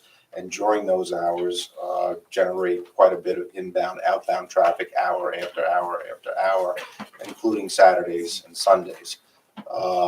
Residential developments have a different pattern. Residential developments generally have the morning peak. Obviously, we all go to work. And that is relatively distinct, usually starting at like 6 in the morning and then tapering off at that 10 o'clock period. And that's usually generally very low residential development throughout the day. And then the evening activity then starts to pick up again at that 3 o'clock hour through the evening. So on a comparative basis, there's less traffic activity associated with the residential community, depending upon the size that you're comparing, than to a commercial facility. So in this case, a 30,000 square foot commercial building would generate about 800 more trips a day in and out because of that constant inbound, outbound traffic of people going to shop. And does it matter if that site is just one store versus 4 or 5 different stores? No, in fact, multi-tenanted and single-tenanted, generally, it's more the sales floor area that tends to be the independent variable at the trip generation. Okay. What would matter, what would make a difference is if you had a restaurant in there, or food service in there, that would typically start to creep the volumes up. Okay. And we, unfortunately, we don't have any data on what the actual Annie Says traffic was like when it was in. No, there was nothing available. Yeah, okay. All right, thank you. More questions? Go ahead. Did you say that you studied the idea, or you looked at something where the town might be doing something with two-way traffic on Essex? Yeah, it's on your website, and that's the traffic study that was done back in 2021 by the town, was the corridor analysis, both existing conditions as well as looking at the potential for a two-way. And in looking at those volumes, we thought when we did our traffic study, if that's going to proceed forward, that we would look at what that meant at our driveway. So that's in our study, and driveways would still operate at good levels of service. We have a new study that's been done that we'll be speaking about at the township committee, so I don't wonder if you should. If that's available, we'd be happy to review it and. Well, we haven't even seen it yet, however. Okay. However, it was done, so I'm just wondering how that might impact this as well. Yeah, it would be interesting to see what that's saying, and we can factor it in. Again, the real key with this property is your ordinance is dictating where the driveway should be, which is good planning. It's at the right location on Essex, and you know, this property either developed as is, redeveloped as something else, or developed as this residential development. That's where your access wants to be. I'm still concerned that the police department has several concerns, and I think we really have to look at that it wasn't just one concern, there were several concerns in Chief Bill Fetter's letter. Sure, I guess let's direct it as a question. Yeah, if there are unanswered questions still. Well, they were concerned about the shape and size of the driveway, the adverse effect on motorists and roadways. They did talk about different numbers. Also, the fire department just wanted to make sure that, I believe the fire department does want a fire lane as well. We didn't even talk I about think John went over that at the last meeting. So there is going to be a fire lane behind a proper fire lane behind the building for the fire department, right? Isn't that something that they had wanted? I want to defer that back to John. You can hold John, he's got a couple. We'll wait. Unless you want to. No, because Mr. Cosgrove has more questions as well, but, Yeah, you can finish questions here, and then we'll have you, because I think you also have an answer from an earlier question, a calculation too, so. We'll get there. Okay, and let's take Mr. Cosgrove, and then maybe you can clarify the question again. Okay. Thank you. Sir, a couple of questions. During your direct testimony, you kept using the term that the county was receptive to your proposals. And then when Ms. Canfield asked you a question, you said that they found it acceptable. So I'm curious as to what that means. It's a pretty vague word to me. Well, receptive. I don't know what that. I'm not prepared to use the word approve, because the way the process works is the county follows approval of this board. The county basically indicated that what we're doing is the right thing. It's approvable by them. They like the design, they like the location, they like the layout. We're hitting all their design standards, but I can't represent to the board that we're approved. We're not approved yet. That follows. Is any of what you just said then reduced to writing by the county? No. Okay. And who is it you're talking to at the county? It's the county planner, David Antonio, and Asap, the county traffic engineer. Now, you gave some testimony and there were some follow-up questions on estimating future traffic. And I think you said you used, as part of your projection or calculation, you were using projections for Essex County? Meaning the county is, Basically, the growth rate patterns are established by the state on a county-by-county basis. but you were using Essex County? Yes.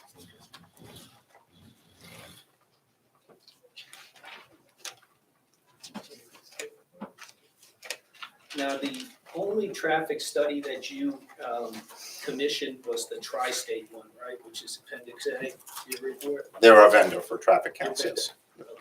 Is there one that was done that's not here? No. Okay, so that's it, and that was done just on one day, this, on 6/6? That's correct. And then, as I said, we use the other available data. Okay. Any of the other available data that you had, was it on a weekend at all? I believe that the Mazer study did do weekend analysis, Saturday analysis. And then the DOT stuff would be ATRs.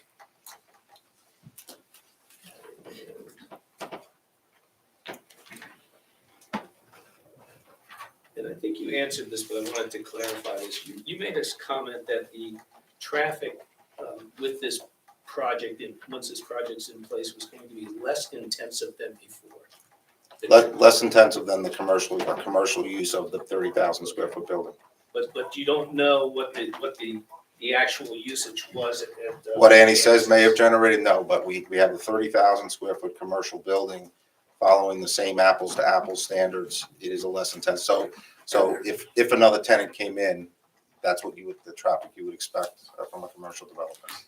That's all I have, thanks. Okay, thanks. Clarification. Yeah, did you have a question to clarify what? Are you asking what her question I is? want to make sure we're measuring the right places. Right. You got a scale? Yeah. From this point, so the two driveways?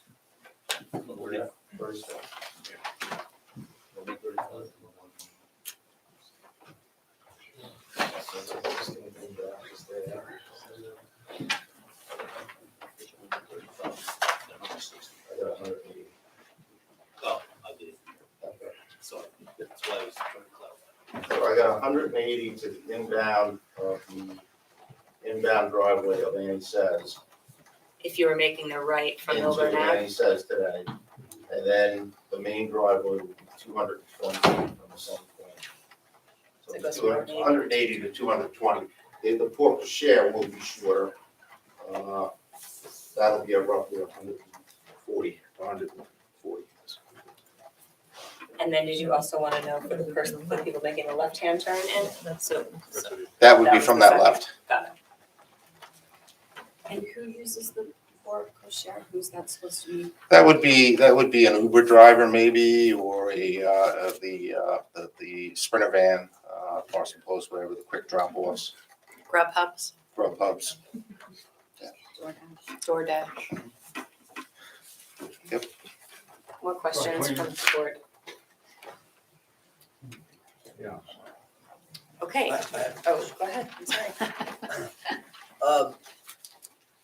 Mr. Penke, I believe it was your testimony that your trip generation was not based on parking spaces, but was based upon the number of units. Correct. Is that correct? So we're working on 149. Did you have anything to do with the number of parking spaces, the design of the number of parking spaces for this project? The specific number, no.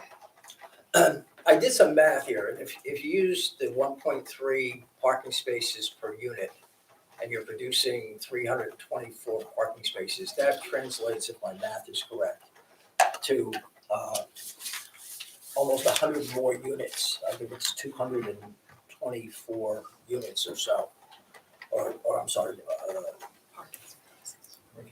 it's about 100 more units. So if you're talking about, if you're doing your trip generation, what would the increase be in trip generation if you were using, instead of your 149, 250?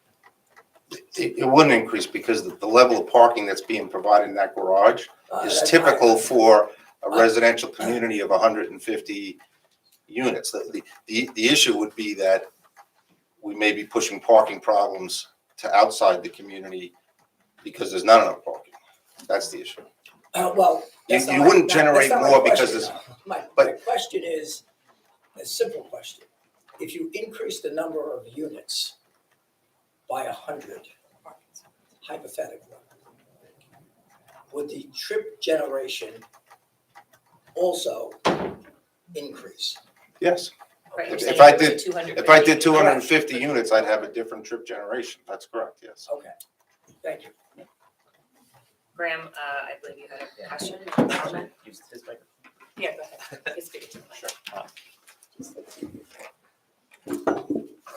My question really pertains, now that we have some information regarding peak AM ingress and egress to the site and PM egress and ingress to the site. At the top bar of the building, at the first floor level, the only accessible barrier-free entrance to those units at the first floor includes, you have to enter at the main entrance of the building and cross a crosswalk across the driveway. So my question is, given the level of traffic that you anticipate during the AM and PM peak hours, is there any special treatment that may be needed for that crosswalk for residents trying to cross? The crosswalk is actually located beneath the building. Yeah, it's under there. Given the level that we're anticipating, or you're anticipating in the studies, any special treatment needed for that crosswalk for those residents that need to use that to reach those units? No, the volume entering it is relatively modest. You have crosswalks crossing vehicle volumes of 600-700 vehicles per hour versus crossing 50 vehicles per hour. There's nothing special needed. It's not a highly active area. Thank you. I had a question too. In my report, I think it's item number 11 under traffic, I asked you if you had done a stopping sight distance.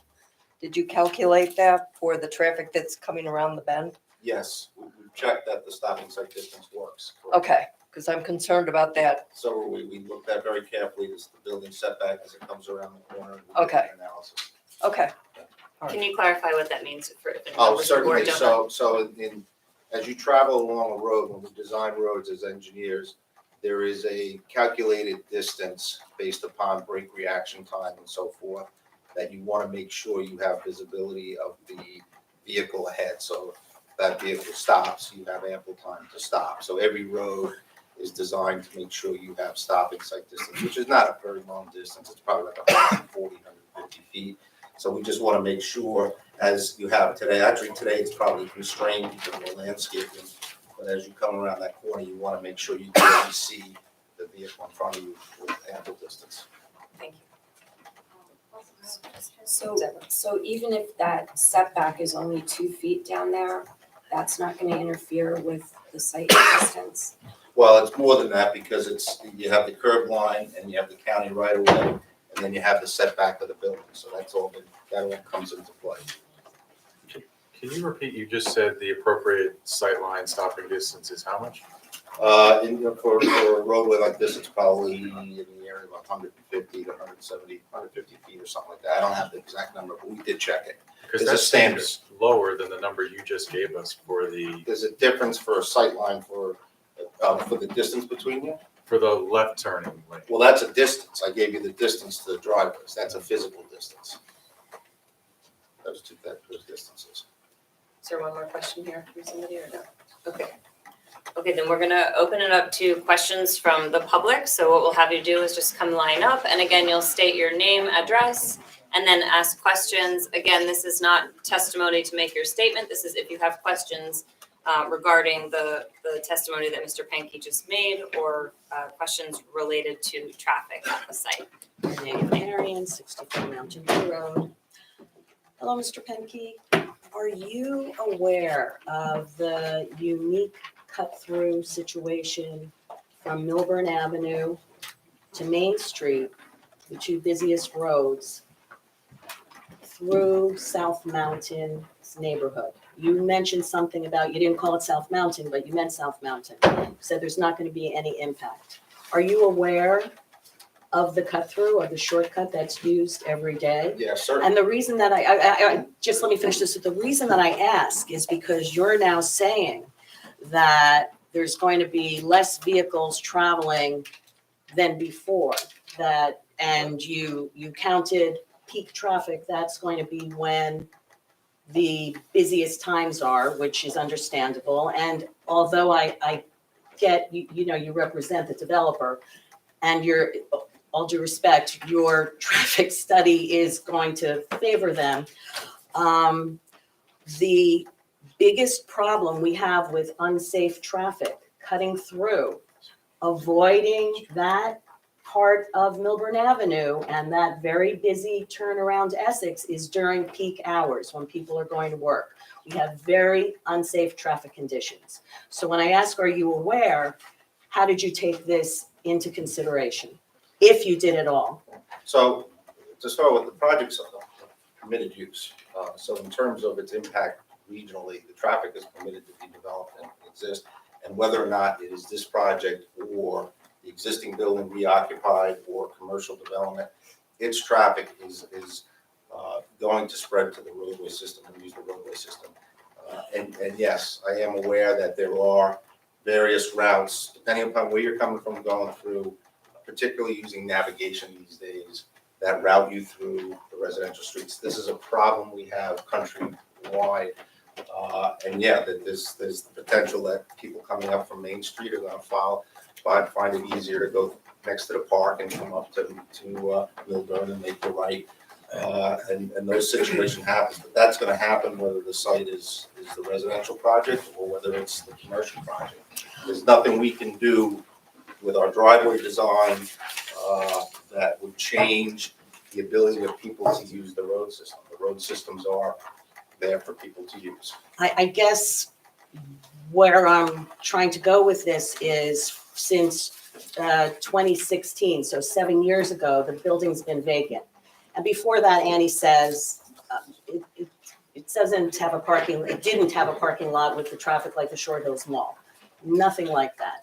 So it was minimal traffic then, and since that time, aside from the temporary use of the library, which was extremely light, there's nothing. Sure. I mean, people are using it, I think, as a parking lot now, and there are more cars in there today than there have been for many, many years. And they're traveling the roads. And now, with nothing happening, with a vacant building, we've got an incredible problem. So I just think, and yes, it may be a permitted use, and yes, the project is going forward, but is it possible to take into consideration the impact that it's going to have sending dangerous traffic, which it is going to do, through South Mountain? So we're not sending traffic through South Mountain, and yes, Not intentionally. there may be a few trips that do that and find that route. The predominant flows are along Milburn to the east and west to the regional road systems. But there is really, the driveway is designed from Essex Street.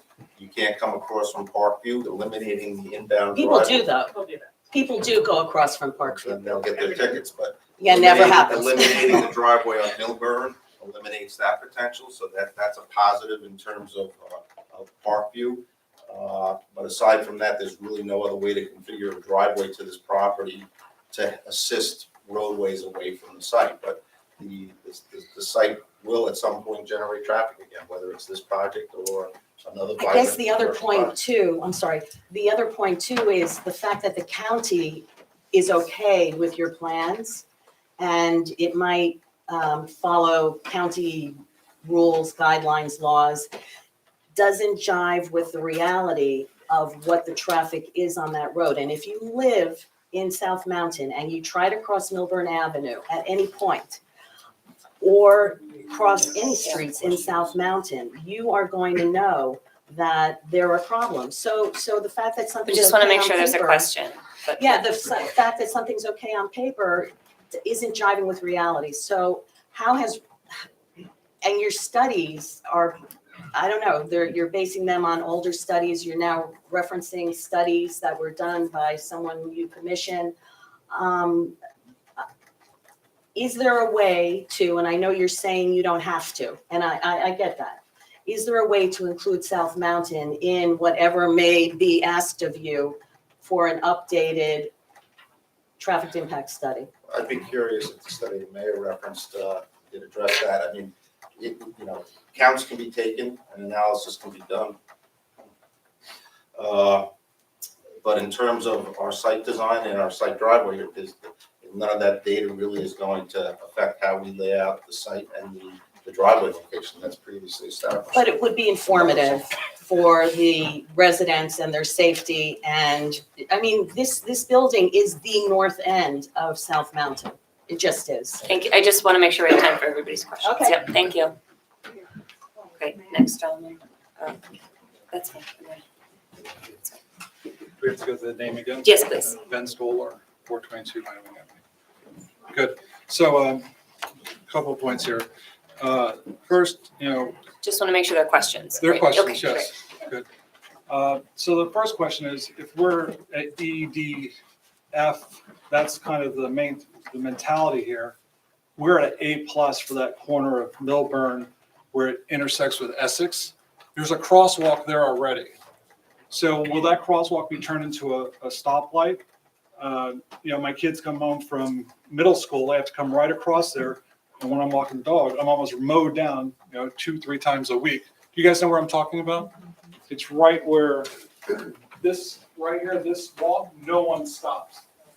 No one stops. They fly through there at 60 miles an hour and such. Is there been a thought to put a light there? There's no proposal for a traffic light at this location. We did ask the county whether they had any current plans along Milburn Avenue. They don't have anything currently planned. They did indicate that they would be receptive to the township's request for a crosswalk across Milburn. I understand that. Another opportunity for a kid or a person to be hit, or a pedestrian to be hit. I think if we're going to do this, we have to do it correctly. And obviously a study Annie Says, when there was actually traffic moving in and out.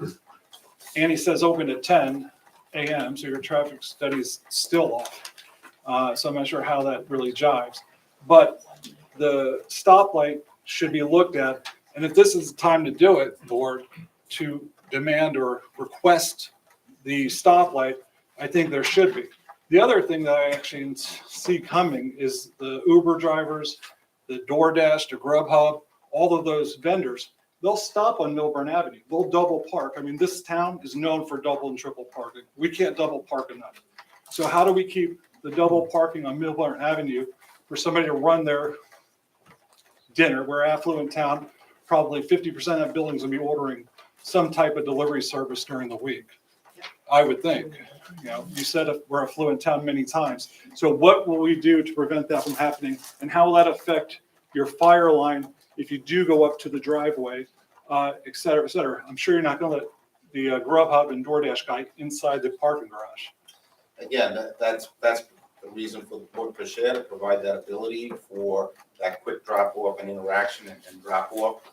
Controls along Milburn Avenue as they exist all along Milburn Avenue, which is no parking and standing except where parking is permitted.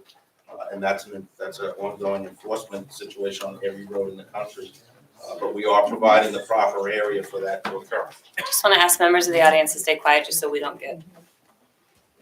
And Madam Chair, can we ask if the microphone be turned directly to Yeah, if the you could. podium, please? Yep, if you could just move the mic a little closer to your mouth. Great. Thank you so much. That's great. I'm getting old. Good, thank you. So based on that, so really the stoplight, and even maybe no left turns to solve the problem for South Mountain coming up Milburn, towards Milburn Ave. Right now, people stop and make those left turns into that South Mountain community.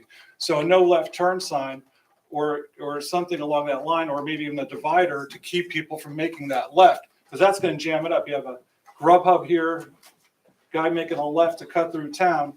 It's going to jam up the traffic. What else? Do you have a response to that? Those types of issues, I don't know what the traffic study is addressing, but that would be between the town and the It's county. between the town and the county. That was my sense too, right? That wouldn't be part of this project, but it is a consideration for the board and the TC. So thank you. And then, based on the whole problem of having a study that they relied on prior to COVID and after Andy Says was closed, I think creates a huge challenge to the veracity of his testimony. And we should look at that for doing additional studies for this during the school year, and maybe even in the fall before we make any plans to move it forward. In fact, it probably challenges the veracity of the entire project if we can't get a study to line up with what actually is going to occur.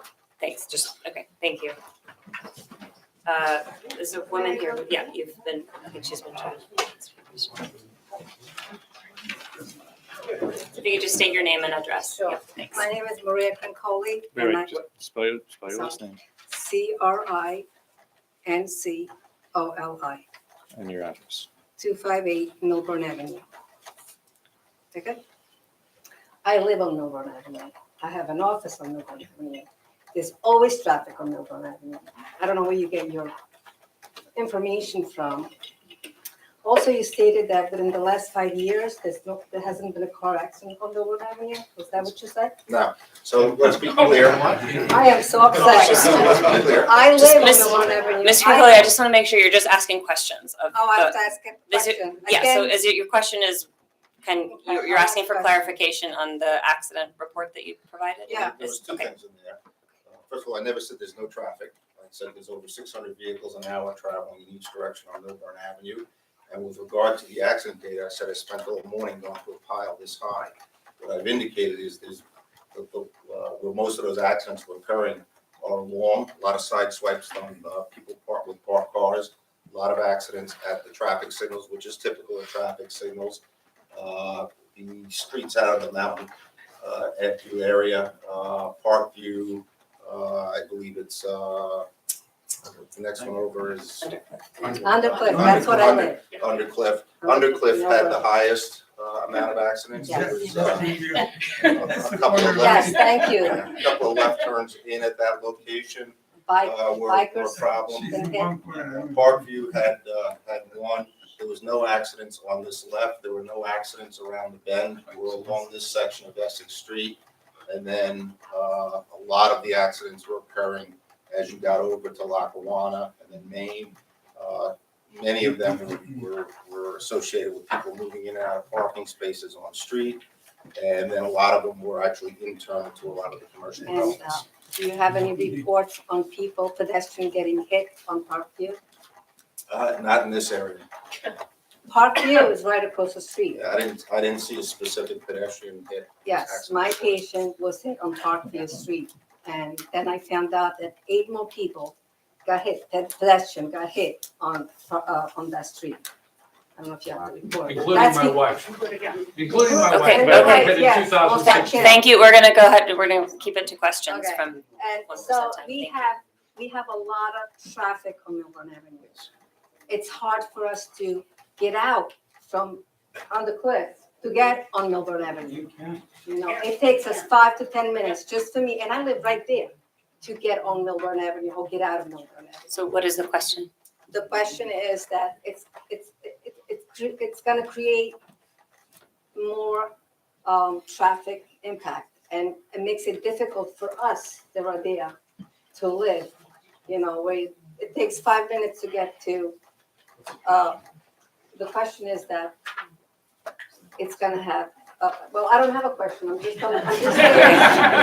stating. I just want to make sure everybody has enough time. I know multiple people have questions. I just want to make sure everybody can ask their I'm just questions. stating, but, you know, the stress. There will be opportunity at the end to make a testimony Okay, too. I have Yes. one more, I'll make a question. Okay. Because I have a doctor's office, okay? Because of the traffic, have you considered, well, I had a patient that had a heart attack in my waiting room yesterday. It took 30 minutes for the ambulance to get to my office. And the EMT are 5 minutes from my office. That's because of traffic. Is that part of the report? Do you have that in the report? No, it wouldn't be addressed as part of the report. Our obligations in the design and permitting of this project is to make sure that we are designing to the standards, creating a safe driveway location, and providing for the movement of vehicles into and out of the site. The operation of emergency services regionally are under, or something that is not controlled by the design of this project. Right, anybody else? Well, Okay, thank you. Hi, can you just say your name and address? Yeah. Carrie Strasberg, 20 Undercliff. which for the record has the best neighbors in town, but is a cluster in terms of traffic and is only gonna get worse. My main question, and I was watching the beginning from home, but I couldn't see all the little thingies. Is there something that is precluding you from having an entrance on Milburn Ave where there is now, which is where like 90% of people have always entered, and having the exit on Essex? Because when I'm thinking about people going 50, 60 miles an hour around that curve on Essex, and then slamming on their brakes because two people are waiting to get into the driveway, because out of your 149 units, 17 of them have, Uber Eated Starbucks. There's a school bus waiting to get in. There's people going in and out. There's, good Lord, people coming around on Essex and trying to make a left into there. Oh my God. So is there anything that's precluding you from having a one-way in and a one-way out? Because this is literally frightening to think about. And I get what you're saying about like there needs to be enforcement, but there are people parking, double parking on Milburn in front of Jade Lake every day. The only crosswalk where cars stop less for people than Undercliff and Milburn is that tiny little one at Parkview. And yeah, you're gonna ask the county for another one. Great, we'll have another crosswalk where no one stops. And when you do stop, you're scared to death that the person next to you isn't gonna stop, and that the person that you let cross the street is gonna get hit by this guy. It's literally frightening. I know Mrs. Hayes. She was in a sling for I don't know how long. People do get hurt. People do get hit. These things happen no matter what your little designs look like on paper. So I'm just asking, is there any way to make this one way in, one way out? And my second question is, with your little porte cochere and your 24/7 concierge, are people coming down to get their stuff? Are the drivers leaving it there? Like when we all lived in Manhattan, before 9/11, the delivery guys would go up with our stuff. After that, we had to go down to the lobby. What kind of logjam is going to be there? So to answer your question with regard to access on Milburn, the township planning for the site in the RMF zone requires that the access be only from Essex Street, so we cannot have access. So who mandated that? That's the zoning for the site. That's the zoning board or the planning board? Because I honestly don't ever remember the difference between the two of you guys. This is the planning board. No, I know this is the planning board. Who made that decision? It would be the township committee in adopting the regulations. Is it the township committee or is it the zoning committee? It would be the township committee in adopting the regulations that control development on this site. By the zoning committee. Township committee controls zoning. Planning and zoning. So the township committee is telling them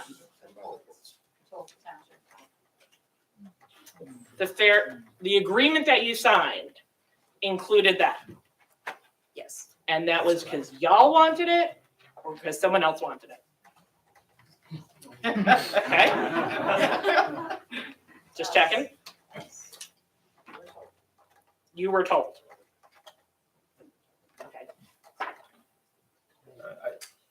Again. The bad deal keeps getting worse. I can't even. Anyway. Just to set the record straight here. The zoning ordinance was an attachment to the settlement agreement.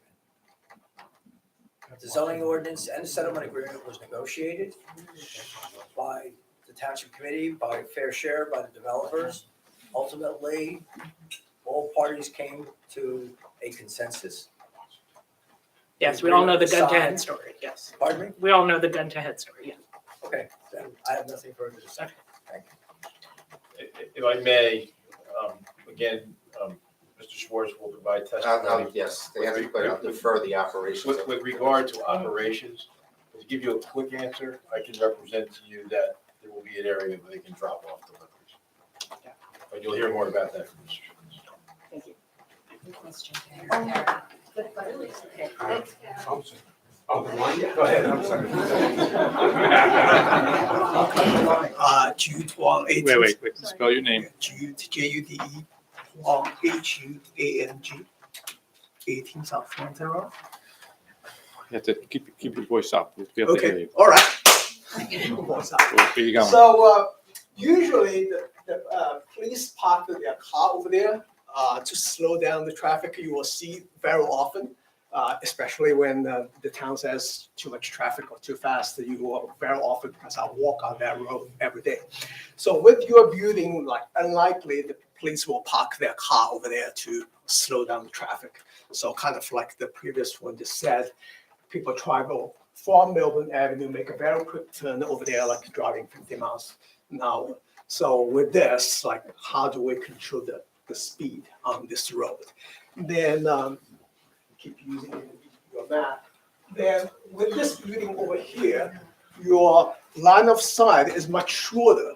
So when people turning in and out, even you said 180 feet or something like that, I really doubt it's you can actually see what the building over there.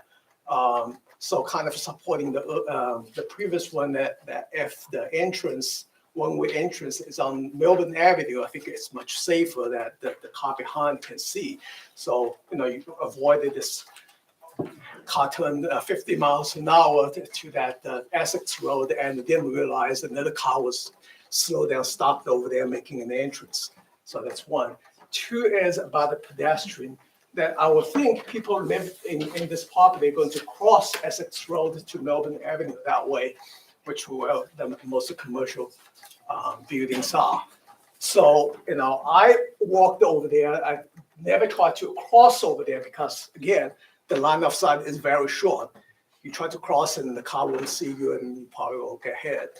So if you plan to have any crosswalk over there or asking people go all the way to the other way on Essex, which is further away from the commercial properties, kind of people probably don't want to do, so they will cross over here, probably will get hit. Does it make sense to you? Yeah, I'm not sure there was a question in there. The question is, how are you going to prevent people crossing over here? Because that's where their entrance is. The proper design of the crosswalks is at the intersections, and that's being maintained. We are not proposing to do any kind of mid-block crosswalk. Okay, but the building entrance is over there, so naturally people walk out the building want to cross. Okay. Thank you. Name and address, please. Hi, my name is Eric Osterman. I'm a 30-year resident of Short Hills, and I live on Hawthorne Road. Question I have is really on your traffic study. You referenced 53 as an estimate, the number of people, out of the facility, out of the building. I guess that's an average. Do you look at what we would call a Monte Carlo simulation, where you could have an upper band and a lower band? No, the estimate is representative of what you would expect to exit over the course of the peak hour. And it's, based upon the data that's available, it's fairly representative of what you can expect. We don't run ups and lows. And Well, as I said, in this case, we probably are on the upside because of the transit availability in the area. We're probably being a little conservative. Well, if the number were, say, 75 instead of 53, what with, say, mothers or fathers making trips during your one peak hour, one to drop, say, their son or daughter off at school, and the other spouse to drive to, say, Basking Ridge to work at his pharmaceutical company, what if it were 75 people or 100 people? What would be the impact on your numbers?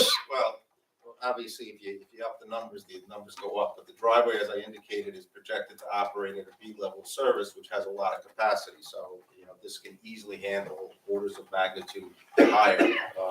But the bottom line is the projections that we use are very representative of what we can expect. Well, I was talking more about the Milburn Avenue and Essex Street traffic than whether they could get out of the facility. Again, the traffic that we're projecting is representative and actually, again, might be on the high side because we didn't factor it for the fact that this is in a transit-oriented community. Well, I respectfully disagree, but fair I enough. understand, I've heard that many times before. The data is reflective, it's accepted by all design professionals in the engineering community and is representative. Time and again, it's been found to be fine representative. Thank you. Additional questions for Mr. Pinky? Okay, great.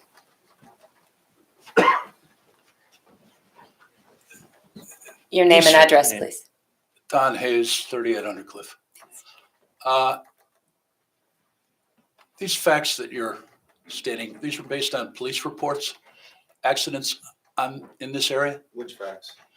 The facts about there were no Accidents? injuries, deaths on Milburn Avenue in the No, last I 8 didn't years? Okay, say- maybe I misheard you. I Say them said again, In please. this area, we were not seeing a significant accident experience. We did say there was a stack of accidents occurring. What does that mean, significant accident experience? In other words, there's nothing that we saw. Basically, there's really no accident experience in this area that shows something. In what, Correct. in what time period? Just so the record is clear. In what time period? This area, Essex again, Street? Essex Street along the frontage and at the connection to Milburn Avenue where we have the traffic pattern, the driveway, and our frontage will have influence. Does that include Park Ridge? It Park View, sorry? It would include Parkview across the street and in that area, but the area of focus I was focusing along is along our frontage and this left turn. Okay, I hope this doesn't come across as sarcastic because I'm just genuinely angry. I have to frame everything as a question here, like Jeopardy. Thank you. Was your spouse hit by a car in 2017 at that intersection? And now you're telling me it didn't happen? I believe it was stated it was 5 years, so that would be 2018. That may be why. And why don't we have accident reports up on these charts right now, showing the community this so-called accident-free zone? Where are those charts? The data is available with the police department, and I can provide the town with the data that I got from the police. I have another question. An do we have all the money in the world to do this development, and we don't have enough money to put a traffic light in this area or to build a overpass with an elevator here? Why is that always poo-pooed as too expensive? And yet we have all the money in the world for this development. I don't, yeah, it's a bit of a The rhetorical. question is, why is our safety secondary to this project, which we do not have objections to, other than the fact it's 4 stories and we don't have a 4-story building in freaking Essex County? And to do something sensible and responsible.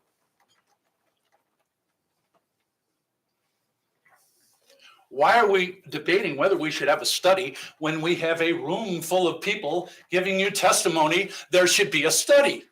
Why is there a question even about this? So, Mr. Hayes, I just want to make sure you're asking questions that are, these are a bit That's my rhetorical. question. I would just. Why is there a question? Okay, that question is for the board, and we appreciate that question. I don't think that's a question for the witness. Please ask questions regarding his testimony. Thank you.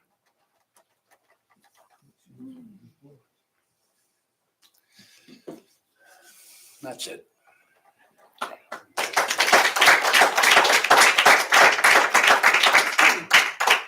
Your name and address. Good evening. My name is Jerry Kung. I live at 17 Lee Terrace. Is it where? Sorry? Your address again? 17 Lee Terrace. Leeterrace. Your last. Kung. I have a bunch of questions, so I apologize in advance if this is going to take a while. So you stated 823 fewer vehicles per day on the adjacent roadway. I just want to confirm this is based off of a projection. This is not based off of actual numbers. Okay, thank you. Do these projections ever come with confidence intervals? You just give a mean and then you say you're conservative, but we don't know what, it could be 823 fewer plus or minus 1,500. Like, do you ever give confidence intervals when you quote these numbers? It's incorporated in the ITE data, but no, we don't generally incorporate it. We use the averages. Yes. Can those be provided? They're available to the board engineer, yes. Okay, so I guess not question for him, but can that be provided to residents? Would that be something that was in your report or as You as can, an you can look appendix? up the Institute of Transportation Engineers publication, Trip Generation, it's available. Okay, I'm not a traffic engineer. I'm just asking you if you could give that to the board or make that available to residents. We can provide the trip generation calculations to the board. Okay. Haven't we already? Well, they summarize, but yeah, we can give them the backup data. Okay, because I think that relates to Mr. Osman's question, which is we can't really contextualize what an average is, just, and this goes to my next question, which is 823 fewer vehicles per day, but that's aggregated across the entire day. And clearly there's a morning rush hour, there's an evening rush hour. You know, it'd be good to have sort of the temporal distribution behind that mean and then also the confidence intervals for each of the hours, because you know, the 823 fewer, you might have 600 more in the morning, or getting the numbers wrong, but you know what I mean.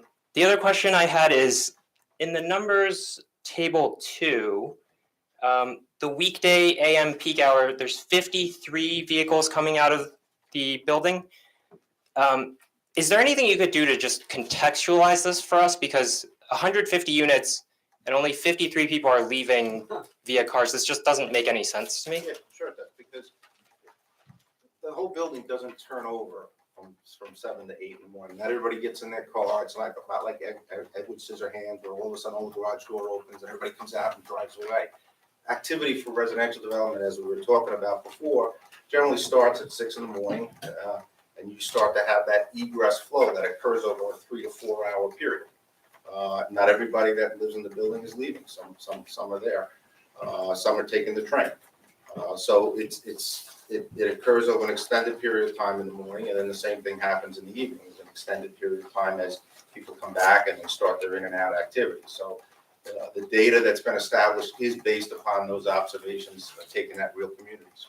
Okay, where would these real communities be, just for additional context? The data is a national database, so it includes data from New Jersey, it includes data from across the country. Got it. So probably not representative of exactly our situation. It is representative of the state of New Jersey. I've done many. The state of New Jersey is very large. I grew up in central Jersey. It's totally different. It's representative. So again, so there's the weekday peak hour, and you say it's 6 a.m. to 9 a.m.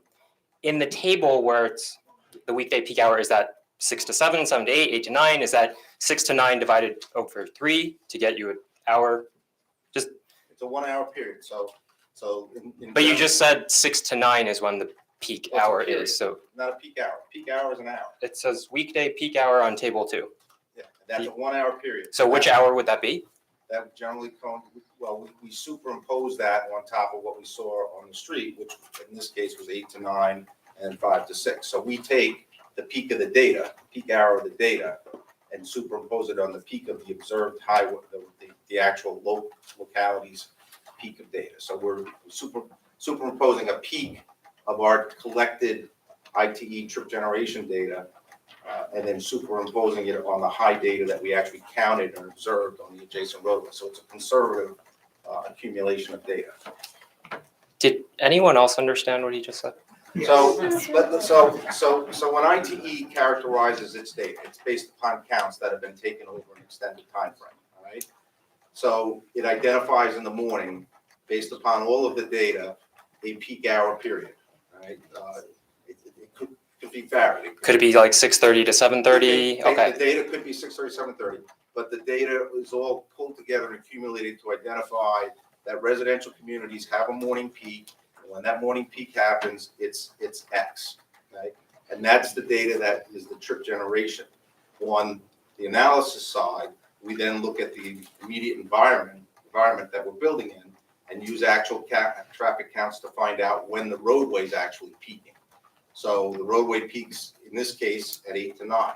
So to do an analysis, we look at that 8 to 9 period, and then we use the high data from ITE and put it on top of that to create your analysis. Got it. Okay. So again, you're still using means for everything. So you're using averages. So given that this is probably a distribution that has heavy tails on either end, I think, this is not a statement, but wouldn't it make more sense to take, say, the 95th% worst case scenario instead of the median case across every single community in America? No, it's not typically done in the industry.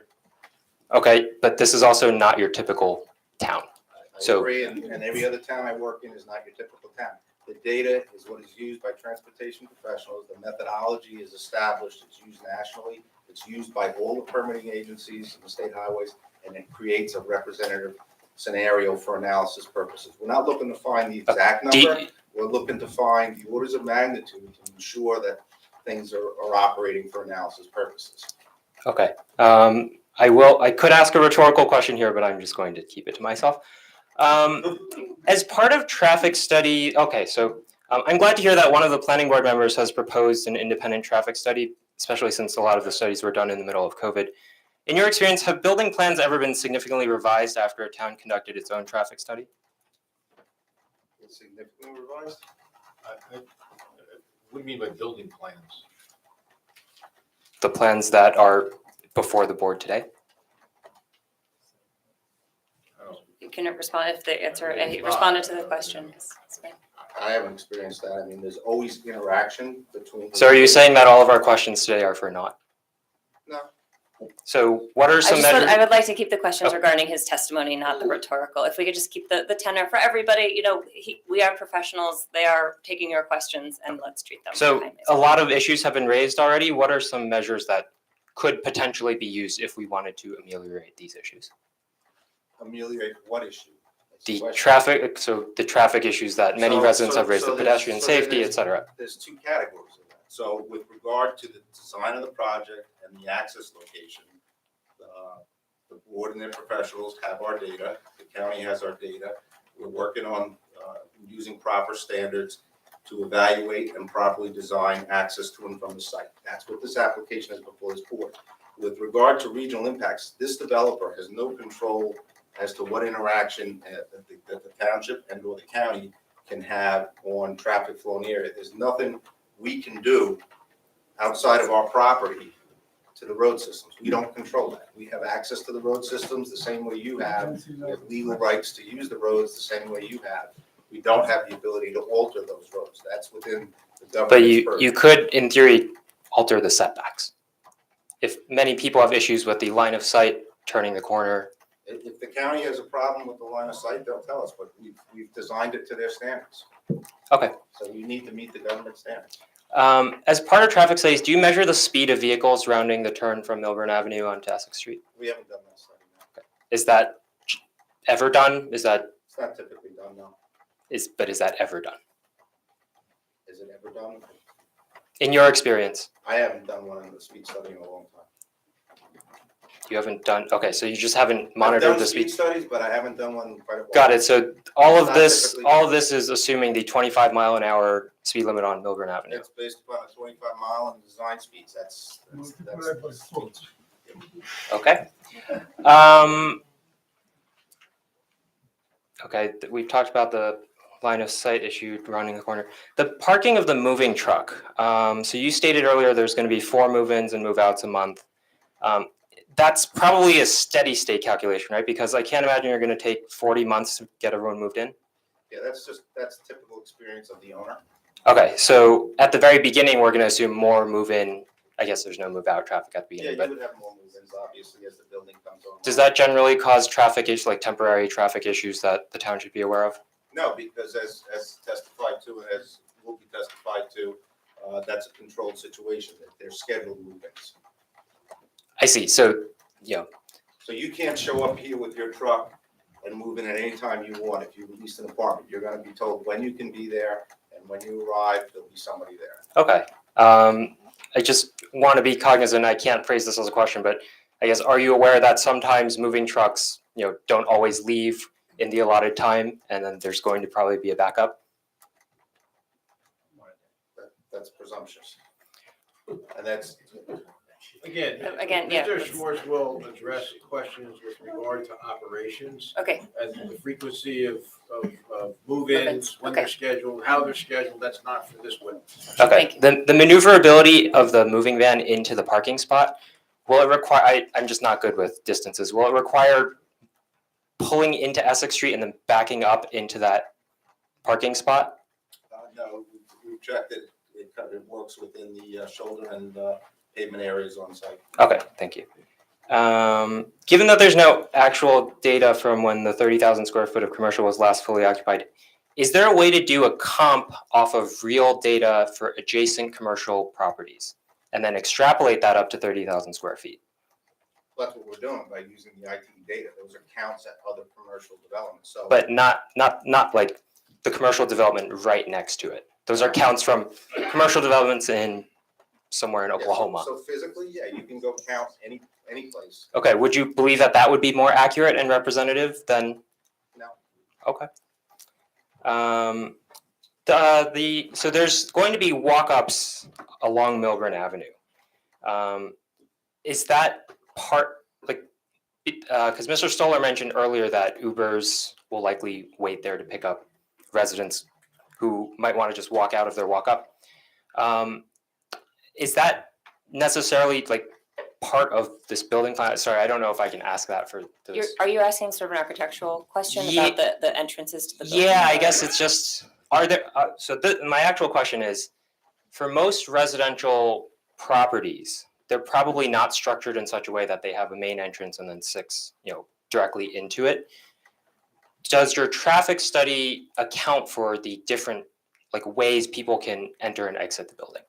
There's only one way for vehicular entry and exit, which is the driveway. Okay, so it's not accounting for other potential vehicular add-on effects of the building being in existence. There are no other driveways, and your regulations along Milburn Avenue prevent stopping and standing on Milburn Avenue. So there is no other parking on Milburn Avenue, and our control and entrance is off of Essex Street. Okay, thank you.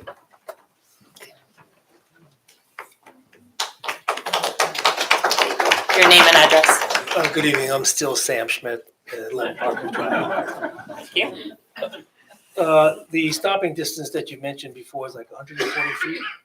I think it's like 150 to 170. I forget the exact Now, one, but we calculated it. And what speed is that stopping distance, 140 feet? It's based upon the 25 miles an hour? calculated design speed of the road, yeah. All right, so is it normal to calculate stopping distance, which is a very important part, based on the legal speed limit Yes. or based on what often happens? It's based on the speed limit. of Okay, the road. so in other words, if cars are going more than 25 miles an hour, we need a longer distance for a stopping distance to be safe. Not necessarily. There's a factor of safety in that, but that's understandable that there is some. Well, if cars are going 40 miles an hour, because you used to be able to drive 40 miles an hour on Milburn Avenue, going 40 miles an hour, what would be the safe distance that would be necessary for stopping? Well, if I could just say, I think the testimony was that the standard is based upon the speed limit, so I don't know whether it's relevant as to what cars that are speeding are going. So in other words, you believe that it's appropriate to ignore what the actual speed of cars are as long as you make a decision based on what the legal speed Because is. that's it's factored into your speed, your established speed limit, yes. Right, so, So that's but- the standard that's used. But it wouldn't be unprofessional to provide a larger distance if the speeds happen to be on the main road that was faster. You can do that, can't you? What does unprofessional mean? I don't. Yeah, No, it wouldn't be against the ethics of your profession to inform the town, the board, what's the distance necessary if the speed was 40 miles an hour as opposed to 25. I would say that's a bit hypothetical. I appreciate the question and where you're coming from, but you're asking a question that's sort of irrelevant to the site design that they are working within. It's a question whether or not it's safe. Is it, okay, so am I limited to what is specifically required and not, I can't answer the question, what would be safe? Is that what that? is I that what heard you it- ask that question first, and he provided a response saying it does take into account a range of speeds. So I felt he did address the question that you Okay, asked. I'll move on. Now, prior, when what Annie says was actually active, people would come around here and then enter over here. Is that right?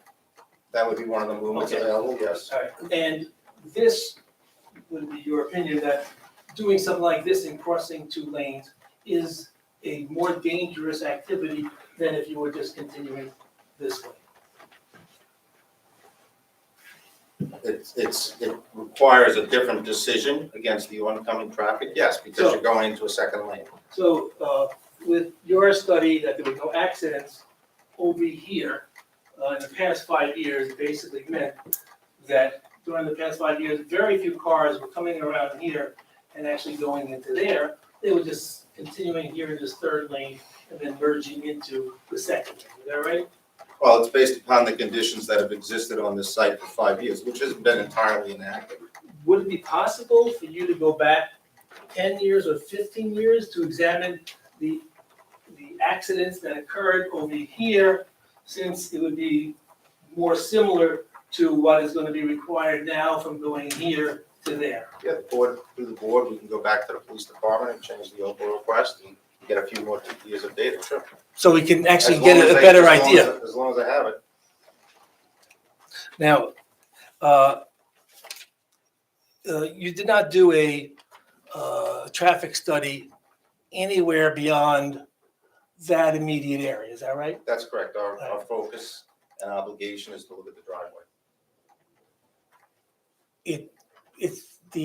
Your focus is just on the driveway or the traffic patterns that would result from more cars on Milburn Avenue, Essex, Parkview Drive, or anything else that would impact the neighborhood from your building? No, it's permitted use, so the obligation is to analyze the driveway and to make sure that we're developing access to this property safely.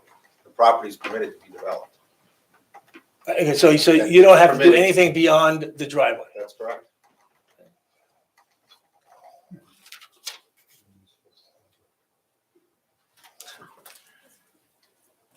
It was raised before that the school buses and people who may be taking their children to school and picking them up. In a commercial project, you wouldn't have the issue of people taking their kids to school or a school bus coming in. Is that right? Right. So in your calculations on the activity from the property, was there a specific number associated with the additional traffic for dealing with school children? It's in the numbers. It's not specifically categorized or broken out, but it is contained in the trip generation. Because the trip generation is It's for all-inclusive. residential as Residential. opposed to commercial. Correct. So that's already covered in there. It covers Okay. all types of activities associated with residential development. Okay, thank you.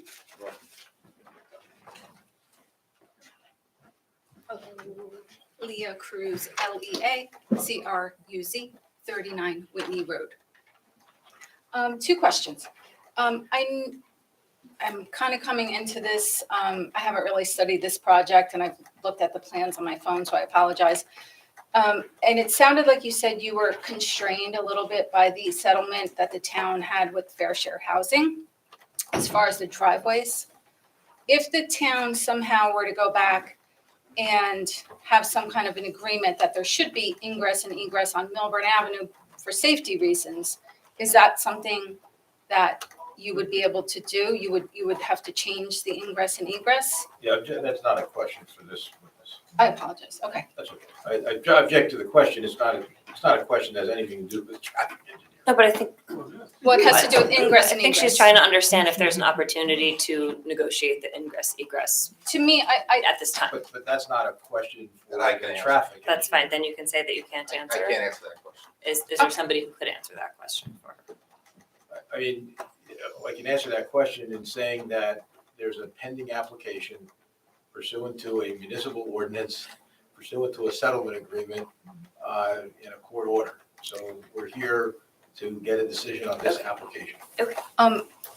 With all due respect, but I do wonder if there's another witness who can be sworn in at some point in the future to answer that question. I understand what Right, the you lawyer understand. said, but Right, I think their answer is, and this has happened in other situations before, we're discussing, or whether it's a design or a window or whatever it is, and they say, we'd like you to evaluate the application in front of you. Right. We're not going to choose to change It's a our application hypothetical, I in a understand. hypothetical scenario. Yeah. Okay. And then my other question is, again, just according to what I'm seeing on my little phone here, it looks like 149 units and 324 parking spaces. Is that correct? Yes. Okay.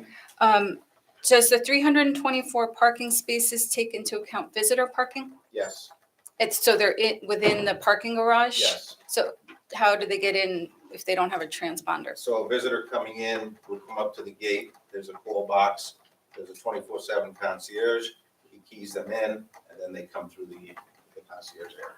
So presuming that each apartment had two cars, each occupant of the unit had two cars, that would be 298 cars. So that leaves about 25 or 26 visitor spots, is that correct? Yeah, that's not exactly correct. I mean, there's a mix of bedroom units on this, and there'll be a mix of ownership of vehicles. But that number exceeds, or is actually consistent with the statewide standards for what you would anticipate. And it actually exceeds the underlying ordinance requirements, the minimum requirement. And maybe you haven't thought about this, but what if there were more than 24, 25, or what if the parking garage was full? We Where is don't it? expect the parking garage to be full. We believe that it's been properly designed to accommodate what's needed here. Even though you anticipate that, has there been any thought to where people would park if somebody had a giant party or, Yeah, the number of parking spaces that are being proposed are consistent with communities of this nature and will be more than adequate to accommodate it. Okay, It's on thank the you. high end. Thank you. And Mr. Pink, isn't it true that the number of parking spaces was designed with just that in mind? That's That the correct. developer does not want to burden the limited public parking that is available for other residents, and so design the parking at great expense to itself to park in excess of what the municipal ordinance requires. That's correct. I believe I testified to the fact that we want to make sure we don't have an impact on the community. Okay, thank you. More questions for Mr. Pankey? Great. Hi, Glenn Perry at 64 Mountain View Road. A quick question regarding the pedestrian crosswalk on Milburn Avenue. Where were you planning to place it near Parkview? Would it be east of Parkview at the island or west of Parkview? We would have to work that out with the county and the township. I believe the way it aligns, it would align to the west side, I believe. I would encourage you to do that. To the east of it, people don't stop. Yeah, They we look don't- to the left Yeah. for oncoming traffic and they don't stop and they continue going eastbound. So it is a traffic accident waiting to happen. Correct. So the idea would be at the township's request with the county's approval would be the shortest crossing, which if I recall how this lays out, right, I believe it's the west side. Okay, thank you. Additional questions for Mr. Pankey? Great. Jay Chung, 142 Grand Avenue. I have a very easy question for you. Just speak into the microphone. Thank you. You mentioned about the peak time is 15 minutes. What is the time frame? Is it 15 minutes? Well, we look at, we identify the peak hour, is what I said, which is that 8 to 9 period in the morning, and then again, the 5 to 6 here. But what I said was within that 1 hour period, there's always a peak 15 minutes, that even peaks higher. So it's, when you have a peak hour, when you count by 15-minute periods, you don't find 20 cars, 20 cars, 20 cars, 20 cars. You'll always find something like 10, 30, 15, so it varies. And what we look at when we do our final analysis is an adjustment that adjusts for that peak 15 minutes. So basically, the analysis actually ups the actual volume counted by a factor in the analysis. Okay, I respect your profession, your research, your study, but I don't agree about the that 15 minutes, okay? And my second question, do you live in Milburn? No. Thank you. Ladies. That location is very questionable. Very questionable. It could be very dangerous to our community because 1 mile radius, there are only one high schools.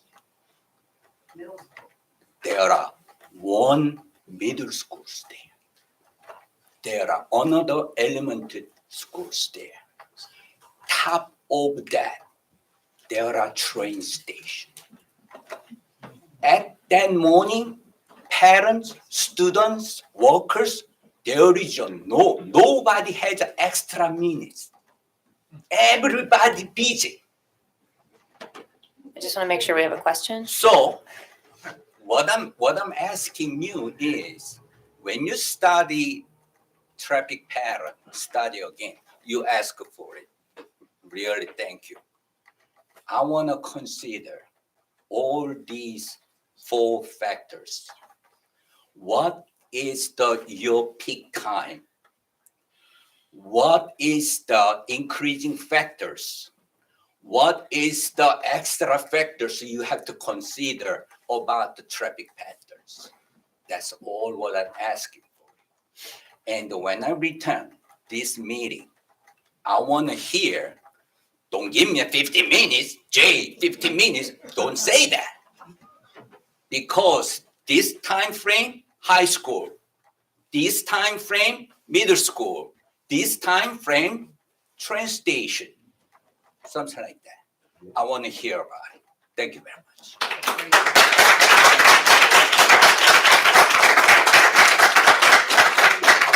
Additional questions? Yeah, go ahead. So thank you for all your testimony. And I wanted to ask a question that might summarize a lot of the questions from the community. And that's, you've testified that the building setbacks were designed to meet county standards. Have you ever designed a plan to not only meet county standards or regulations, but also community expectations?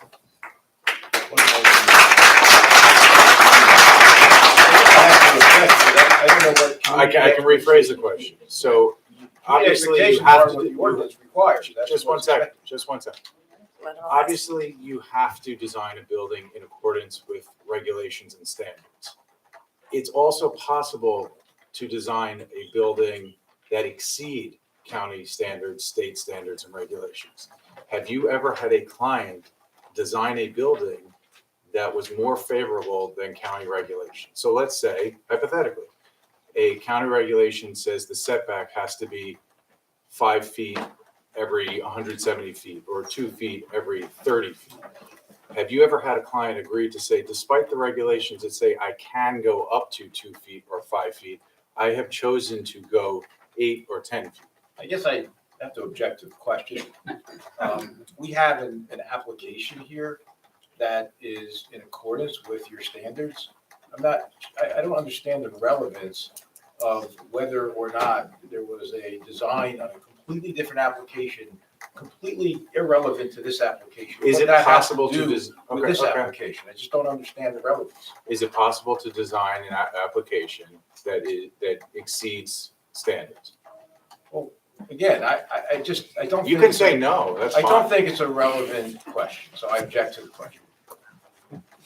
I think, well, yeah, I think I understand what Mr. Hughes is saying. Okay. I understand what he's saying too, and that kind of answers my question. Okay. Can I ask? Yeah, I think at this time, we're gonna close questions from the public unless there, and I just want to give like a last call. Okay, please. Frank Saccomandy, Milburn resident. Do you need me to spell the last name? Okay.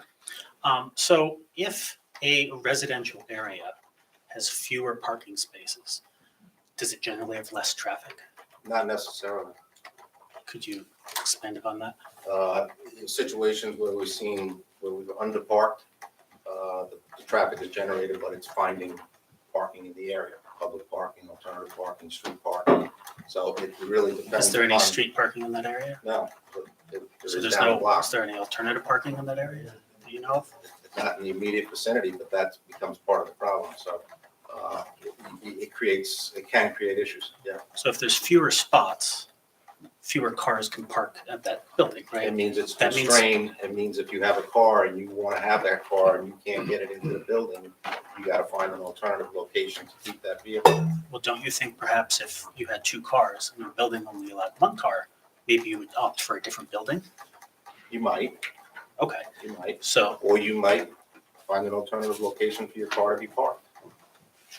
and there's none around, so That- if not we had fewer necessarily. cars, fewer parking spaces, we should have fewer cars going in and out, right? Not necessarily. Well, if there's no parking spaces for them to go into, what are they going into and out of? You're creating a constrained situation that could be pushing parking to find locations, whether it's illegal, whether they're going up 2-3 blocks away, whether they're parking a half mile away, because that's where they can put their car. That's what happens. So the ingress and egress traffic, though, to the driveway Right. would be less if there's fewer parking Not spaces. necessarily. I would project the same level of traffic in an analysis. I would not reduce it based upon reduced parking. To me, that just doesn't make a lot of sense.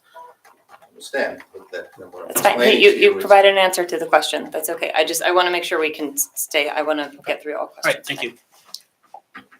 Thank you.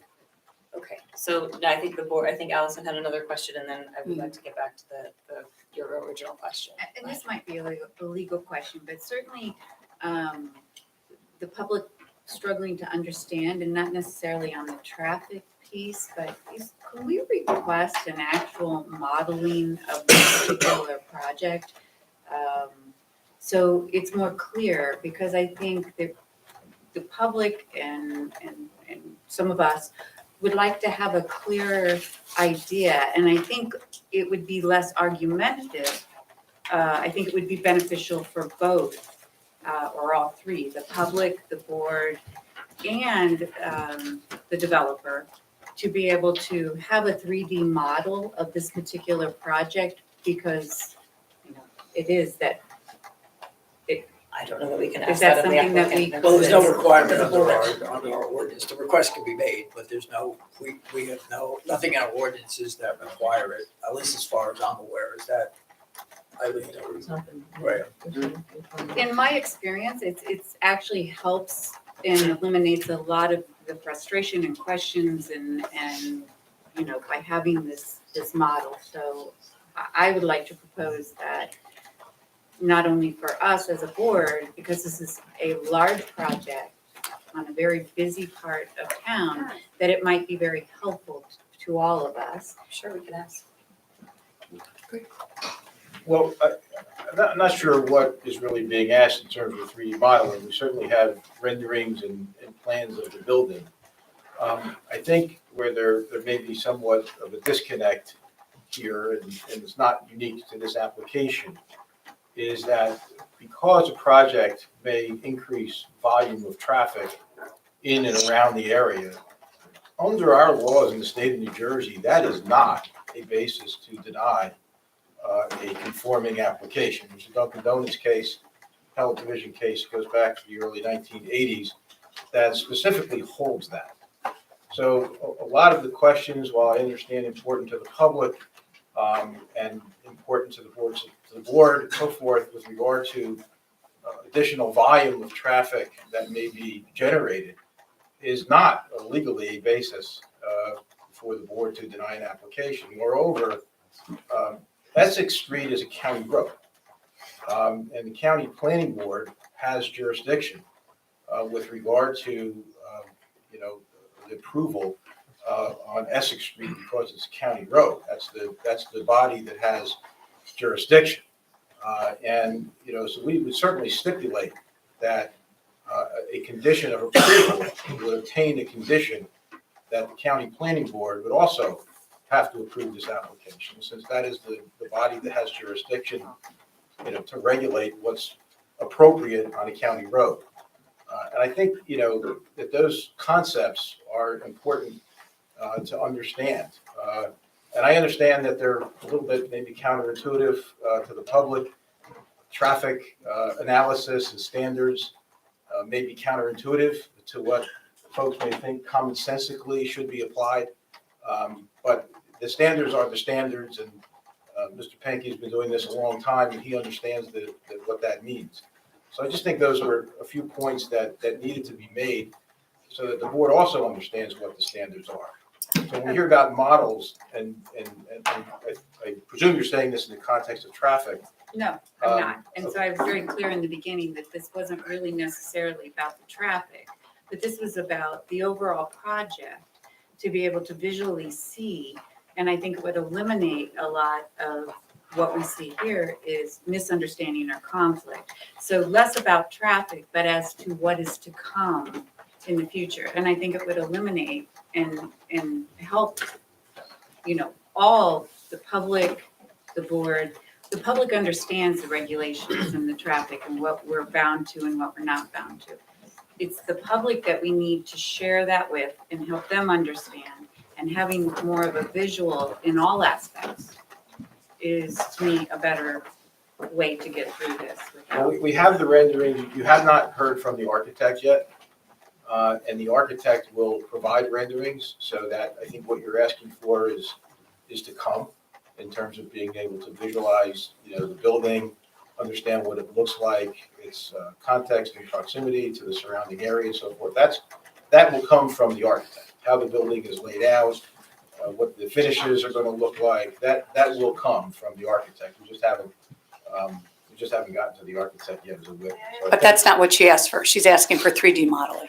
Just to be clear, Well, that's what she's asking for. I understand that. But Okay, but yeah, so we're not going to do 3D modeling, but we are going to provide elevations that will address what I think the real question is, which is the ability for the board and the public to be able to visualize what the project looks like. And, I would just respectfully ask that we're going to attempt to do that through the architecture, and we hope that will provide the answer to your question. the Okay, I can't take questions from the public right now. I have a question. The ordinance calls for 1.3 parking spots per unit. Is that correct? As a minimum, correct? Okay. Minimum. Yes. Yeah. That's So correct. if we stick with that 1.3 per unit, what does that count? 193. 193. And then as far as other parking is concerned, we have a great parking deck a block away that if somebody had guests, they can always go park in the parking deck if they wish to. I mean, we do have that parking deck just a block away. Right. Well, I think we're hearing varied concerns. We're hearing concerns that maybe there's not enough, maybe there's too much. So I think- I agree, we have, Right, I yes, think yeah. there's too much, but that's just my, and then I do want to, I just want to make sure, Allison, your question was addressed before. I think we're going to move back to the traffic and Sure, again, I I just wanted to let you finish. I would Sorry. encourage this board that we all request a 3D modeling of this project because we are representative of the public also. So to me, to ask for a modeling for everyone to better understand what's happening here, and I mean this sincerely, it will only help this process by doing so, both for the contractor and the public and ourselves. So I would encourage that if we could ask, or if we could take a vote to ask that, I would like to encourage that. I think it would eliminate a lot of misunderstandings or what's being asked over and over. Well, we can do that, but I think Mr. Inglis, has already answered that question. And certainly the board can formally ask it, but he's already indicated that they're not prepared to submit a 3D model rendering of what the project's going to be. And if we all vote that that's what we would like, it's still, he can say that he's not going to. Correct, because we don't have anything in our ordinance that requires that applicants provide that level of information. are you making a motion, Allison? Yes. Well, in our view, Mr. Buzak, just to be fair, our view is that would be the very definition of sort of an arbitrary, capricious, and unreasonable requirement on the applicant in this instance. So we're not going to provide a 3D model. We will provide architectural renderings that will be representative of what the project would look like as we do in every similar type of application, but to impose a requirement on the board in this process, which is a Mount Laurel process that is way over and above what your ordinance provides. And I would imagine, although the board can answer this, whether a community model has ever been required of an applicant to the board's knowledge in the history of Milburn Township, I think would be an extremely arbitrary and unreasonable requirement on the applicant. And I think that would be beyond what the board is legally able to do. That would be my opinion. If I could, if I'm putting this together correctly, the applicant's saying no to the request. Mr. Buzak saying we could require it if we had an ordinance that said you have to have 3D modeling when you submit an application. Perhaps we could have a motion and take a vote on it and make a recommendation perhaps to the CC, to the Township Committee. That would be separate from this application. Sure. Yeah. But we could do it right after. This is something Beth I brought up, a few months ago. But we could have a quick vote on it and send something up to the TC asking them to do that for future ones. Well, that's right, for future ones, it would not apply to this application. But could I also just mention that this is not to delay this process. It's actually to excel this process in a better understanding of what's happening. Sometimes renderings are not necessarily as friendly as 3D modeling to see traffic, to see some of the very questions that are being even asked this evening. So again, you're saying no, that you will not do that. Is that We're correct? saying, no, we won't do that. And I'm also saying that my legal opinion is that is beyond the legal power of this board to require. I want the board. I follow your. I have a question for the traffic consultant. Okay. One last, whenever, I don't want to interrupt. Yep, Mr. Pink. So one more perhaps. You mentioned in your testimony the line of sight. You recall that? Yeah, from the driveway. From the driveway, Yeah. okay. And you were saying you were being guided by what the county was requiring, correct? We're following Or AASHTO what you standards. expected? It actually exceeds what the county would require. Now, that standard that you're complying with, or the standard that the county is asking you for, or indicating what they want, what is it? Is it so many feet? Is it? It's a calculation of site distance based upon reaction time to turn into a driveway. Yeah, it's in the American Association of State Highway and Transportation Officials publication, which is the Bible for design. So nothing in those standards says it can't be a longer site, line of sight. No. It's setting a minimum, correct? It's setting the safe standard. Setting a required line of It's setting- sight, correct? It's setting a safe standard. This actually exceeds the minimum safe standard, quite frankly. The minimum safe standard is stopping sight. Okay, thank you. So, thanks, Tim.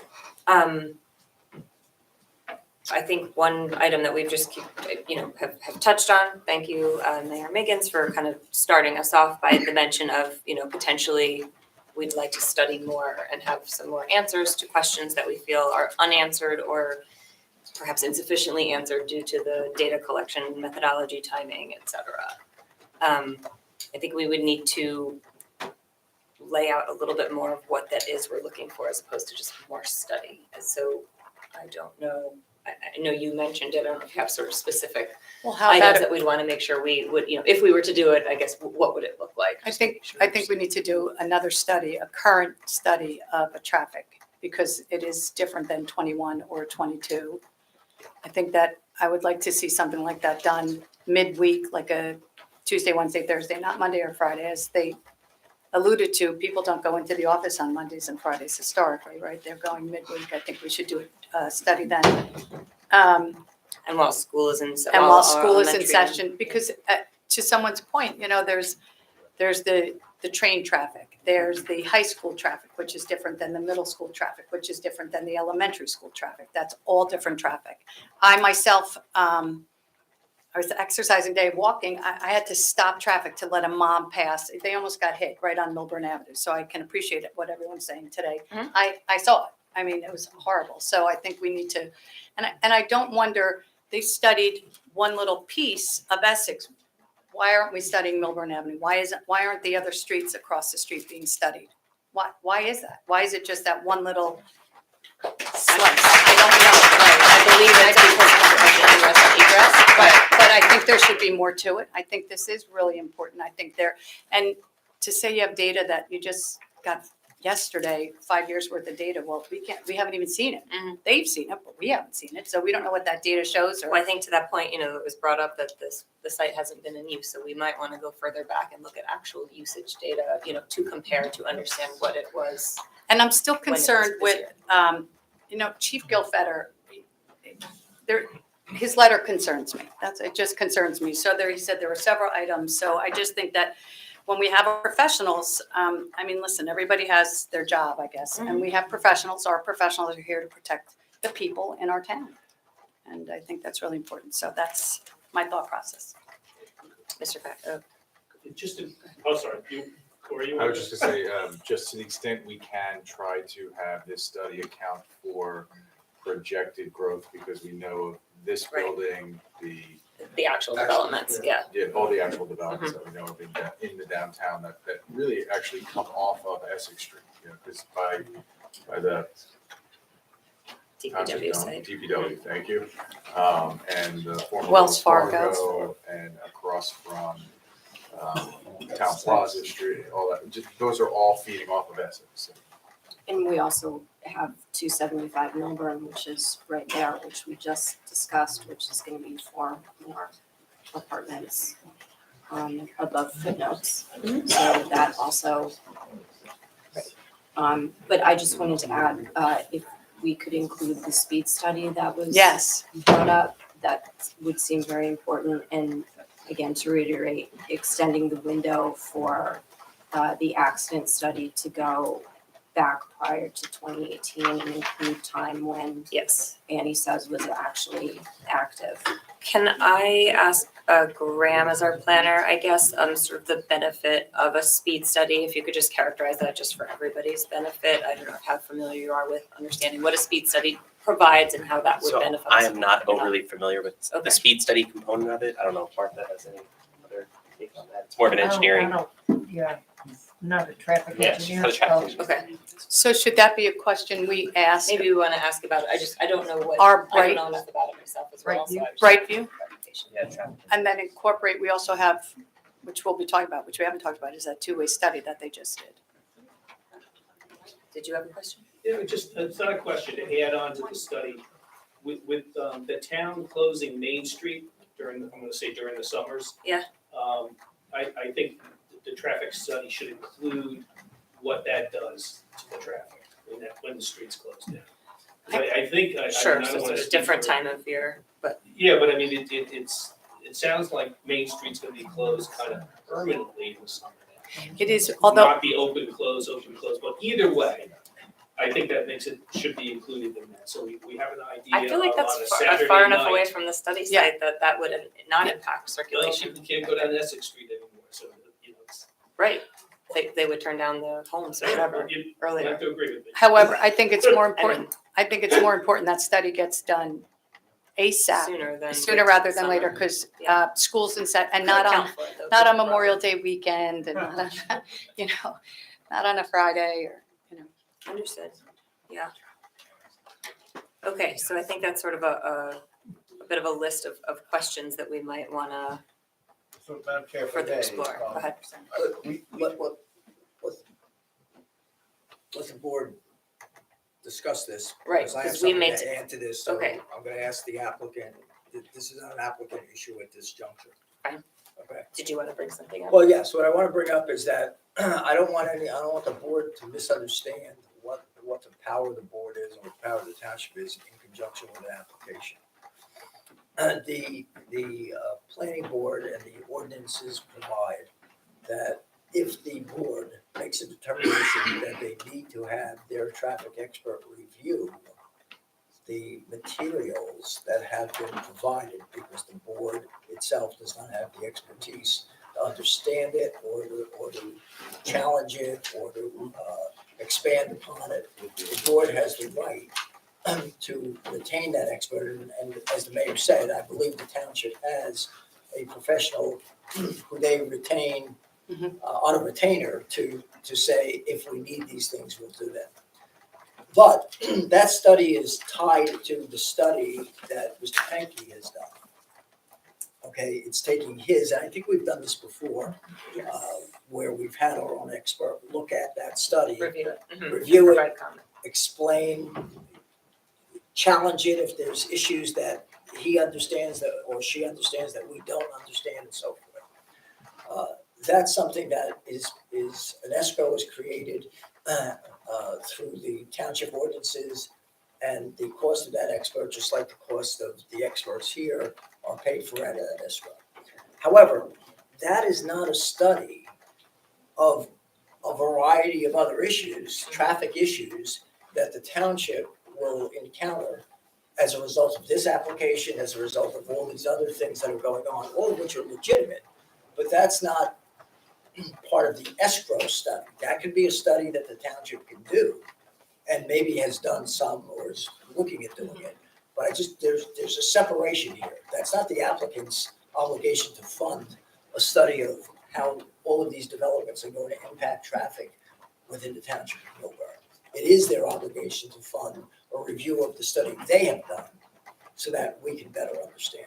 So I just wanted to make that clear as we go through this. I appreciate And that we don't have the clarification. ability to commission this study. We have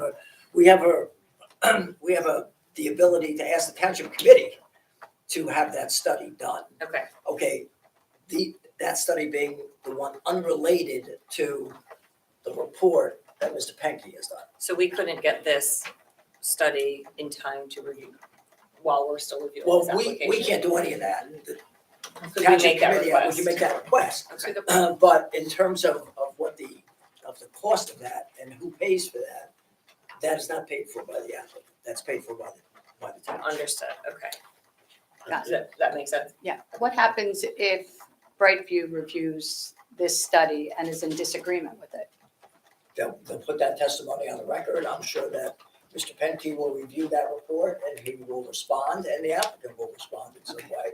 Thank And then we'll see where all of that goes. Okay, great. Thank you very much. If I may, I would like clarity on exactly how the board intends to proceed with respect to traffic. We submitted an application that included Mr. Pankey's report back in October. This application was deemed complete on January 30th by letter, which is in this record as Exhibit A1. We are now here on May 3rd, after my client has incurred the expense of his expert to be here and to prepare and testify. And it is only now that the board is saying, well, we may want our traffic expert to review Mr. Pankey's report? Well, I think it's That- fair. that is- Point of clar- That is, with all due respect, that's prejudicial to my client. So, Mr. Inglesino, if I can respond to If I your, may, the finish your board should have had its professional review the traffic expert, review the traffic report, and issue its own report or do whatever it was gonna do well before tonight. Okay, and I think that's important context. Now, that said, if the board wants to make a specific request of my client with regard to additional traffic information, we would like that request to be made in writing. And I would like the board to represent tonight a specific date by which we are going to receive that request so that we can respond to that. And I think that's a fair way to proceed. We are, way beyond, the date of submission of application being deemed complete. I mean, we're now in May. So this should have been done long before tonight. But Well, that said, and- we're trying to work with you, and if you have an expert that has something to say about the traffic report by Mr. Pankey, then, we need a commitment as to when we're going to receive a letter so that we can respond to it. thank you, and I appreciate that commentary and that context. in response, we also had professional reports, which we provided to you in this due time. And we are specifically citing reports which were given to you that represented some traffic concerns, and which we've we only addressed- received a response, but that was And we've last addressed, month. we've addressed all of them. Through They have testimony. been, you have responded to them. I don't know if we would we feel have confident that they responded to have been them, and addressed. then I'm we just saying it's addressed not just been silence on our part with respect to this, but I do understand your point But that but you're You asking. should have, if there was traffic issues that rose to the level of the board thinking it needed its own traffic expert, that should have been done. I think we wanted to hear the testimony tonight. I mean, You have to- And- this is- and- we have lots of Wait, testimonies. And I also remind the board that this is a county road. So there's very limited, if any, jurisdiction on behalf of this board with regard to the ability to regulate. a Thank you, county and road again- With a county planning board. And that's a factor here that really needs to be considered in terms of what you're asking my client to do. It's the county planning board that determines the fate of this application with respect to the traffic issues on a county road, not this board. We appreciate that. You also started earlier this meeting and said, once you approve it, the county's gonna be happy to approve it. So I want to make sure it works both Well, ways. You're not, we didn't say the county would be happy to approve it. The testimony was, and I'll try to characterize Okay. it fairly. And in fact, Mr. Penke said he's not here to represent what the county. would do. agreed. What he said was he had a positive meeting with the county. Right. And he believes, in his opinion, based on the meeting, that the county will look favorably upon the application. And he provided testimony with regard to what is being proposed relative to the standards that the county applies. We wanted to have that meeting, as we said last time, in advance of this meeting, so that we could provide context for the board in terms of traffic issues as it relates to this project. Sure. I just wrote down, the county generally follows local approvals. So that was what he said in his testimony. So The county, I'm just repeating what I had noted Right. down. Which is fine. I'm not trying to argue the point. I just want to clarify that I heard the no, same thing. that's not what he said. Because that's not, well, if he said that, I don't have the tape. If he said that, he misspoke. Okay, having worked Okay. in Essex County for 30 some odd years, the county planning board comes after the local. The county generally follows local approvals, correct? That is consistent. Okay, follows meaning they come afterwards. Yes, Yes, that I agree. that's all I've said now I twice. misunderstood what you meant by the word follows. Okay, It's not like the county does whatever the locals do. It's just procedurally they come afterwards. okay. Thank you. Ed, did you have something you wanted to say? No, Okay, I just didn't want somebody everybody else. talking over everybody. So your request, and I heard it, was that you would like to understand, you said if you have something that your traffic engineer should review, you mean if there's any report or assessment or questions written, you would like to know when you would receive them by? I just want to make sure I'm understanding Yeah, I your mean, request. listen, we've provided our traffic testimony. As far as I'm concerned, we're sort of done with traffic because we've provided our report, we've provided our testimony. We've taken questions from the board and whatever board professionals the board saw fit to be here tonight. We've taken questions from the public. We've done everything that an applicant can and should be expected to do with regard to traffic. But what I'm saying to be reasonable with the board is if there's something more the board wants from us or expects from us, then I want to know precisely what it is in writing. And I want a date by which the board can commit that I'm going to receive that correspondence. Well, you're gonna get it though, Mr. Lucino, through the board's expert if they decide that they're going to have an expert review your traffic report. I think, If you're going to say that you I want think it's a commit to little date, unfair that before the board even hears the testimony of your applicant, for us to, I don't know who us would be, to make the determination that, yes, we need to have our own traffic expert review your report. We have a comment made by the police department, we have a comment made, I believe, in the engineering report about a suggestion that the board should do that. The board had one hearing on this application. If you recall, yes, the application was filed, but there were notice issues that the applicant's notice was defective, and they had to renotice this application. The first hearing that we had was last April month, 19th. April 9th, or whatever it 19th. was. 19th. So the board's heard the testimony tonight, and now that they've heard the testimony, they can make that determination. It would be unfair. I would dare say that if we said to you, and I don't know, again, who we is, whether it's me or the engineer, would say to you, we want to have an independent traffic expert look at your report and comment on it. Your response would be, well, wait a minute, you haven't even had their testimony. How do you know you need anything? That would not have been before my you have- response. Okay, Okay, Because, well, it's, my yeah, response would have been that I expect that the board to tell us who their experts are going to be and to have their experts here when my expert is testifying. That's the way I would expect it to go, particularly with regard to an application that's been deemed complete since January 30th, and particularly with That's regard fine. to what this application is about. So I'm saying, I'm trying to work with you, but you can't just, I think it's unreasonable for you to have some open-ended timeframe here within which we're going to hear back from you. No, well, we can't have, all I'm saying Because is it's gonna that take we don't months. know what that timeframe is because Sure. our expert's not here. Okay, so we don't know what they're I gonna, we want have the to record to be find that clear. out. I want the and record do to be it clear that, expeditiously. that from the applicant's perspective, the applicant's being prejudiced in this application by the board now, just now, talking about, engaging its own traffic expert, when they've had this traffic report since October. And we've heard testimony tonight on it. And the testimony was only testimony which was provided in the report. we had questions, we've asked the questions. Now if we as a board still feel there are questions that were concerns, I think that's the action that we would take to see. I understand what you're saying. I think we still have things within our rights as a board to seek a professional opinion of a traffic expert if we feel the questions are still unanswered per the testimony this evening. So to that end, we would not, per Mr. Buzak, do a study with all those bullets that we just put together, but we could request or take a vote to have a traffic expert whom we have retained in Milburn Township review the Langen report and provide comments to us.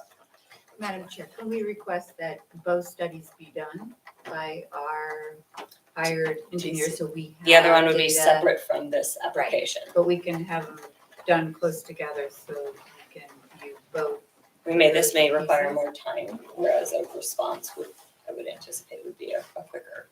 If the applicant's entitled to get an expeditious report on their report. Yeah. They're not, they have no obligation, nor should we impose an obligation on them to wait until some more general study is done.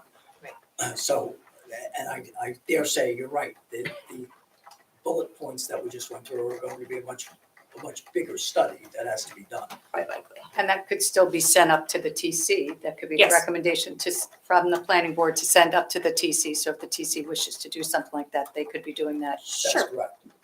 That's correct. So why don't we do one at a time? Yes.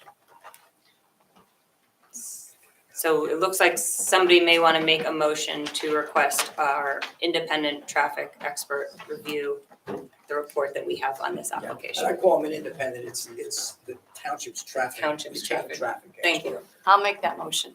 I'll second it. Allison second. Corey Diller, Yes. Allison Canfield, Yes. Michael Cohen, Yes. Maggie Miggins. Yes. Deborah Nevins. Yes. Sujata Shan, Yes. Judy BJ. Yes. Gaston Halbert. Yes. Doug Floyd. No,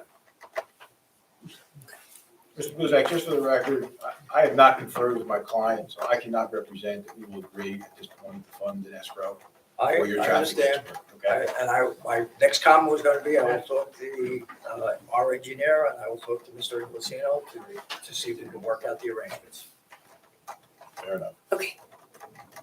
Secondarily, would now be the appropriate time to make the recommendation? Yes, I might well. I have to object to that because I don't think that while you're considering what this application is on, Fair I enough. don't want We're to about to carry, confuse so the we can record do that. by taking care of or addressing business that's Appreciate that. outside the context of this I application. appreciate that. If you want to do that after this application has been adjourned for the evening, I have no objection.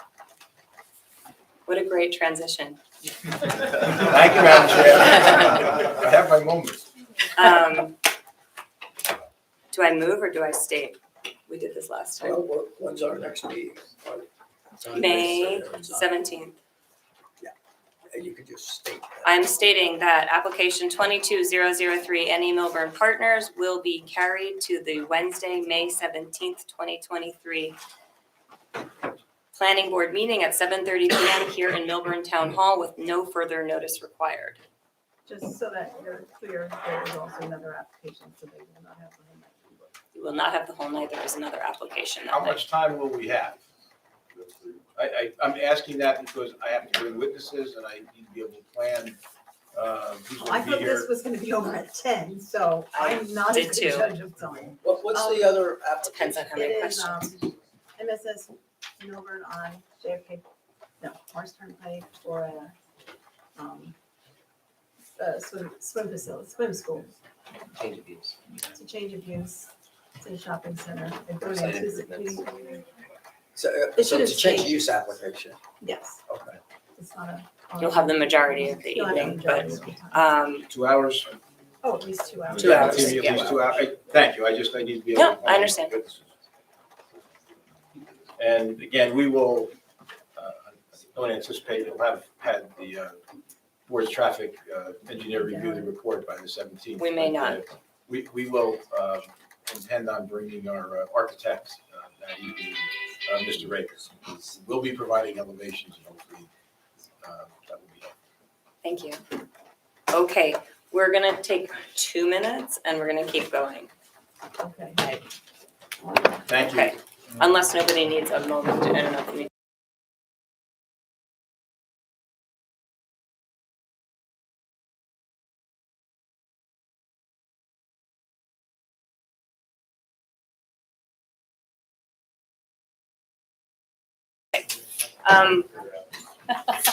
Board, I would make a motion to make a recommendation to RTC to conduct a traffic study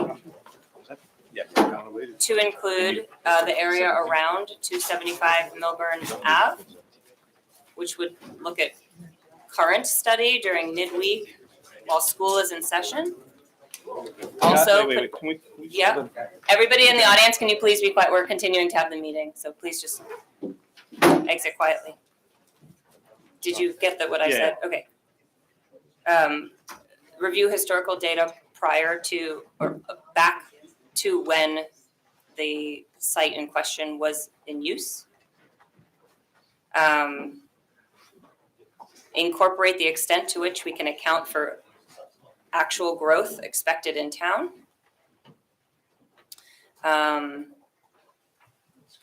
And inquire about a speed study. And coordinate with efforts underway on the two-way study currently ongoing. Anything else?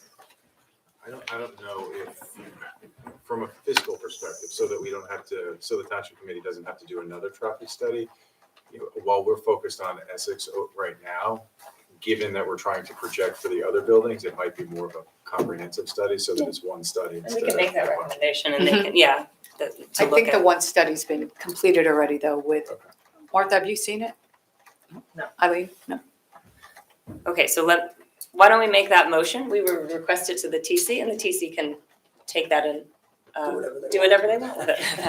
I think reflecting our discussion tonight, I think that's a desire of the collective board. So I make that motion. So, may I ask a question? Oh, boy. Okay. Yes, okay, go ahead. Yes, my one question. Yes. So I know I'm Okay. going that. No, it's okay. Just so, who funds this? That's related very much to that The fiscal. TC would question. determine. I have a question. So while I do think that doing that study would be a good thing and we'd learn useful information from it, what, let's say, whatever we find out from it, what does that I allow think us that to was do more his with comment. regard to this application? And if the answer is nothing, then is that money, it's useful information, but then the question is that money well spent? Or is it information we want as a baseline for our downtown, for any future developments? I don't- 2025.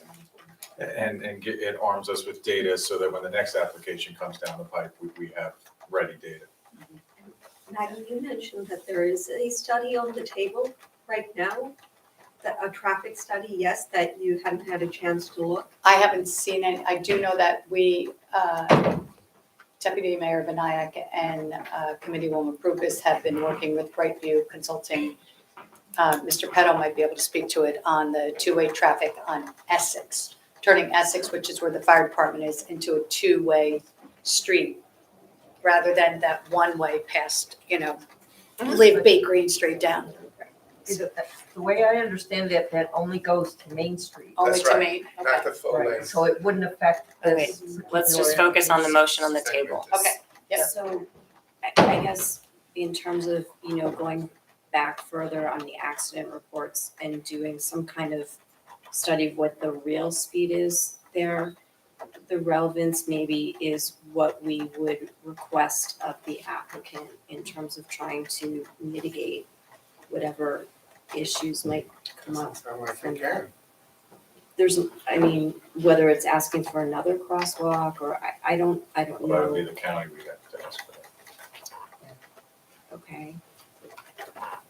Just quick, since I heard some of the concerns with the speed around the bend and the crosswalk, could you also ask about the feasibility of just putting a traffic light there to, and that would stop That the has been speed? studied, though. We do have a downtown circulation study where that has been proposed. Yeah, it's gonna come up also in the two-way traffic study. We're actually pushing for that.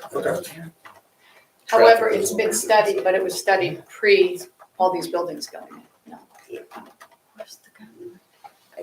I think there was an intention of what a build-out would be, so that wasn't incorporated. Okay, If you want a speed study done, we can ask Chief Gilfetter, and they can do it pretty quickly. All they do is attach the no speed thing to one of the telephone poles, and it picks up everything. So Oh. that can be done relatively quickly. Without a camera. Without a camera. Maybe. Is there a cost to that? From the or study. not really? We do it all the time. that's just one person speaking at a time thing. Okay, great.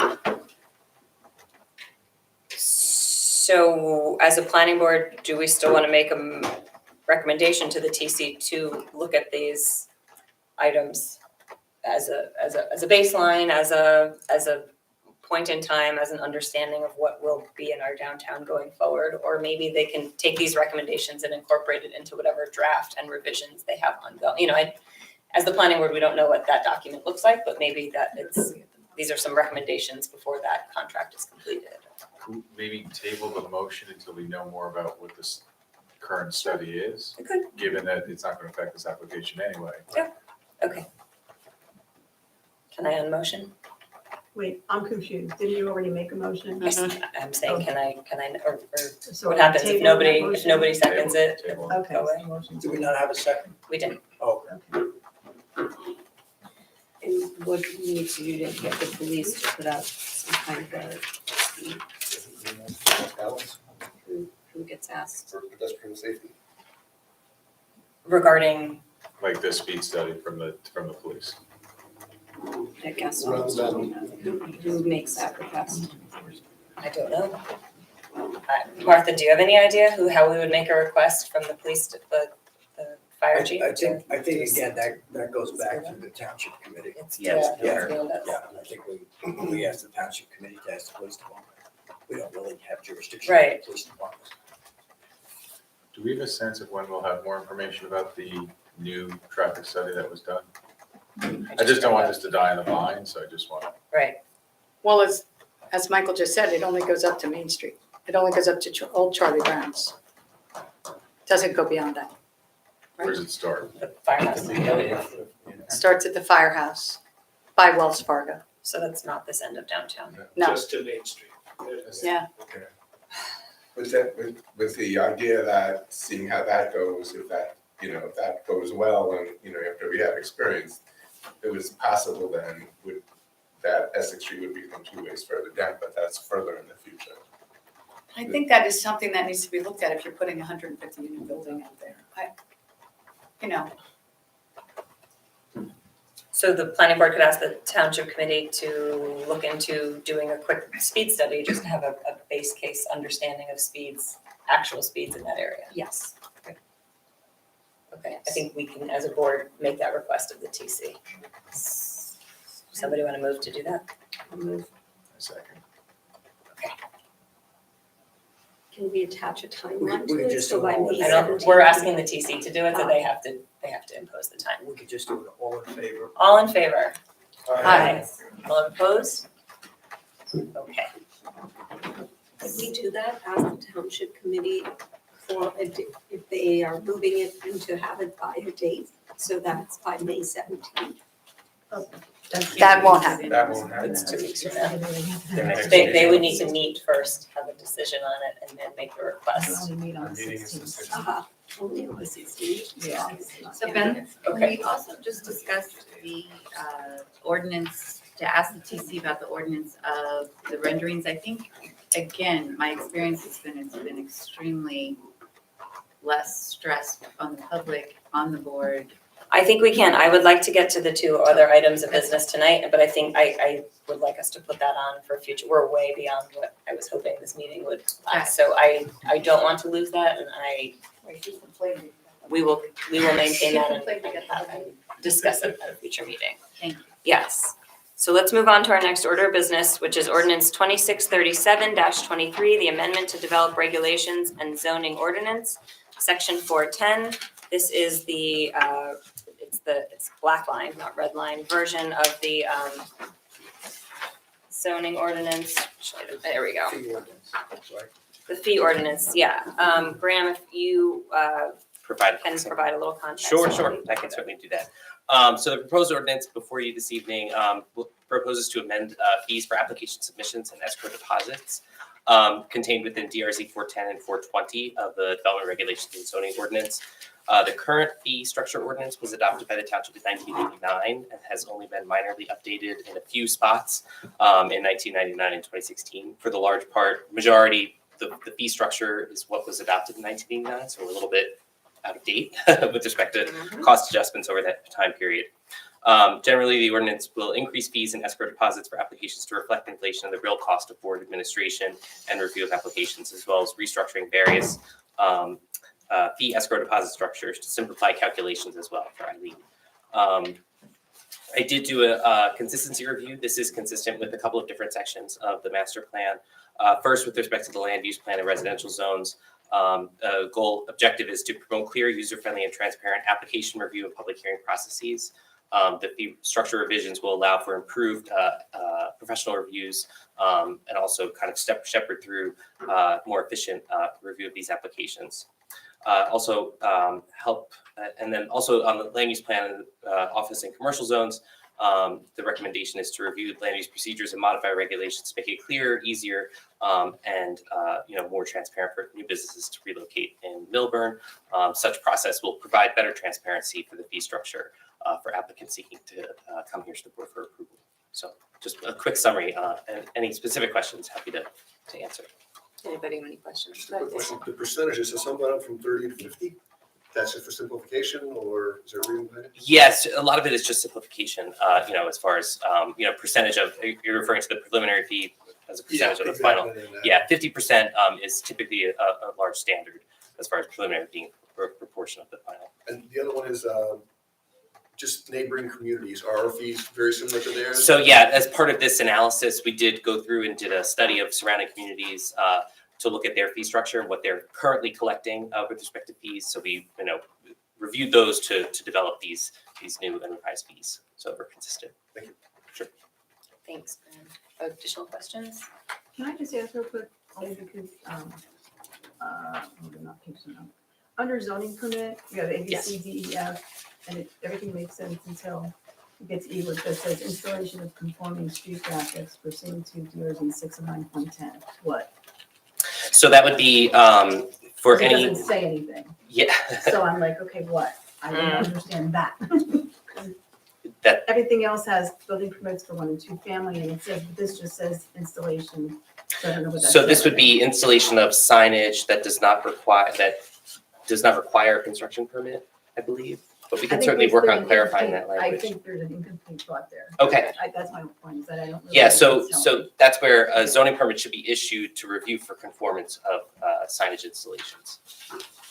So I can clarify that Okay. sentence. We're making a determination of not inconsistent. Consistency, not inconsistent, correct.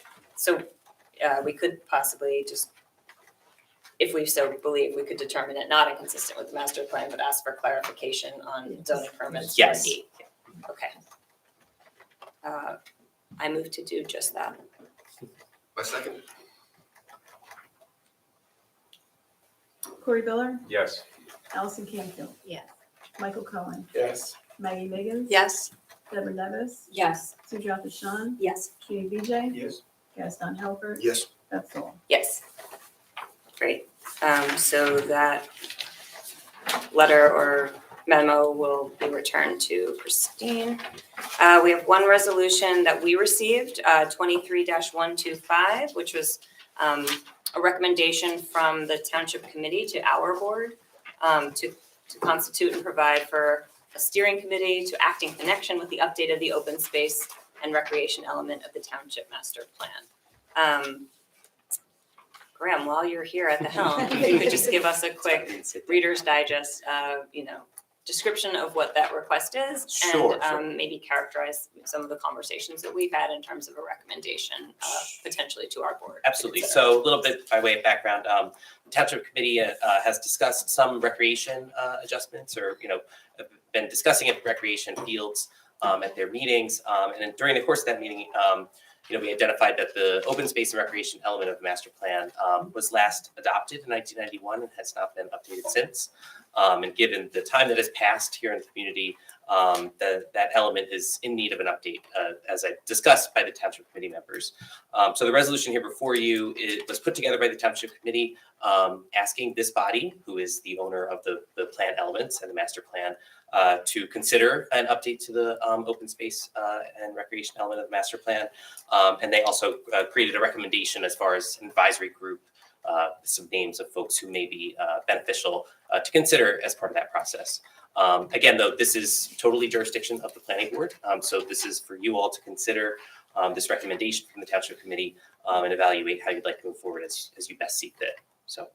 Great, thank you. And because the open space element is a chapter or an element Yes. of our master plan that we own, we would be the board charged with developing it, Exactly. approving it, and seeking input. Correct.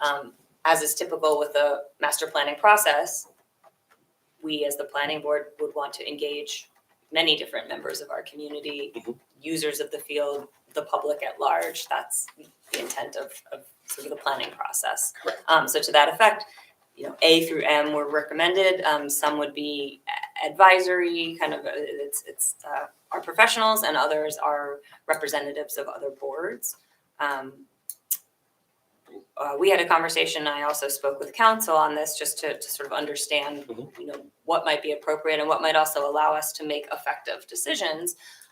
When we did the master plan reexamination in 2018, I was involved in that process. There's a subcommittee of the planning board, 3 members, who essentially, took the helm and could have meetings because that doesn't constitute a public meeting, and then led the planner, the planning staff at the time, worked with the planner through the process of seeking public input, developing, drafting, reviewing, and then, reporting back to the planning board at large, along the way, and then, the draft report and final report element for adoption as part of the master plan. So per the township committees reaching out to us on issues going on,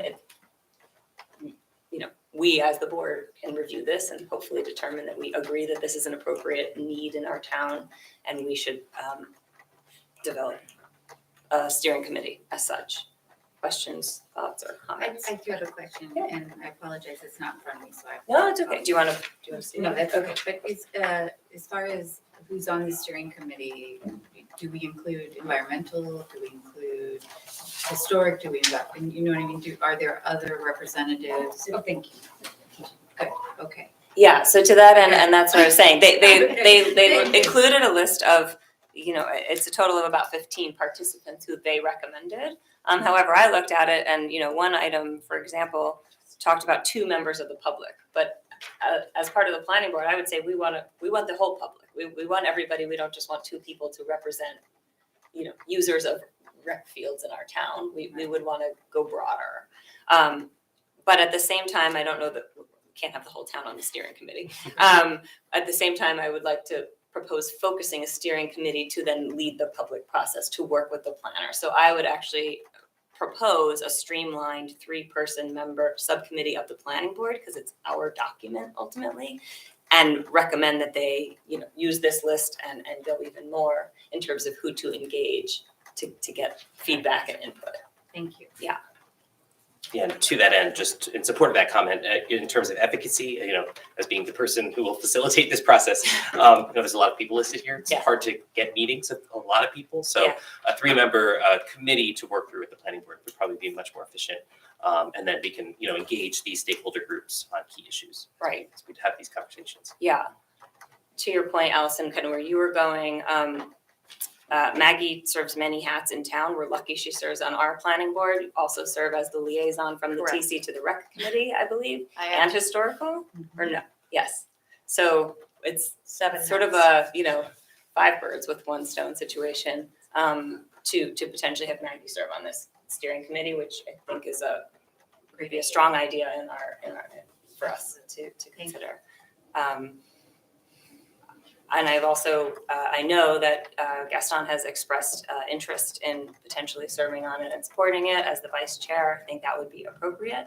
And I also did have a conversation with Deborah, just broadly about, this interest in this topic and engagement and being willing to serve on a subcommittee. So I would like to propose Maggie, Gaston, and Deborah serve as the planning board subcommittee, to then be tasked with working directly with Graham, topology, in terms of I don't know if you need us to give you a time frame, but I think we're looking to do it pretty near term. Yes, the desire from the township committee and, the public that we've it was heard a so 4-month far in this process has been to, do this fairly quickly. It sounds that there is a critical need for fields and recreation opportunities to be advanced here in the community. So we were looking about a 4 to 6 month timeframe, I'd say. And wanting to avoid heavy public outreach work over the summer months, and focusing that, primarily in the near term and possibly extending early into the fall. Great.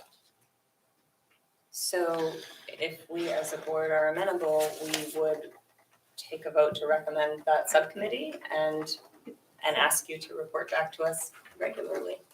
So we have to take a vote on, so we're not making that. The membership of the membership of the composition of the subcommittee. To create a subcommittee Do I have to consisting tell the of, township committee, these are the people we've chosen, or this is just amongst you, this is who you've chosen? I'm How not did you really do it with sure the how master this- plan, Ray Zam? We did a vote then, I don't know. It would be the same, right? I never Just- got one of these before, that's why I'm. Not- Oh, it's never come as resolution for a Exactly, TC. so it's kind of new to me. All right, and feel free to jump in. And my interpretation of this is, this is a planning board action. So I Right. think that this stays here. It's Yeah, not that's what necessarily communicated back up to them.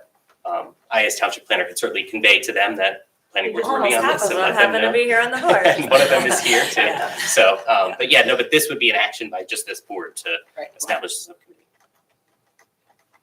Okay, so I move to establish a subcommittee comprised of Mayor Miggins, Vice Chair Albert, and Deborah Douglas. Do we have a second? I second. Thank you.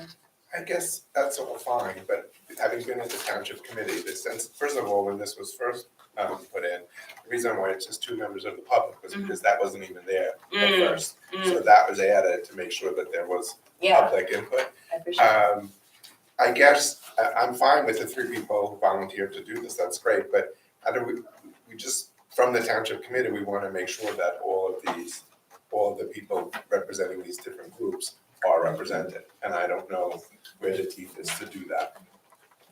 I think hopefully the members of the subcommittee heard that in my discussion, and then I think as we continue over the next 4 to 6 months, coming back, if they say, well, we decided this, and we say, well, where's the input from this list? Yeah.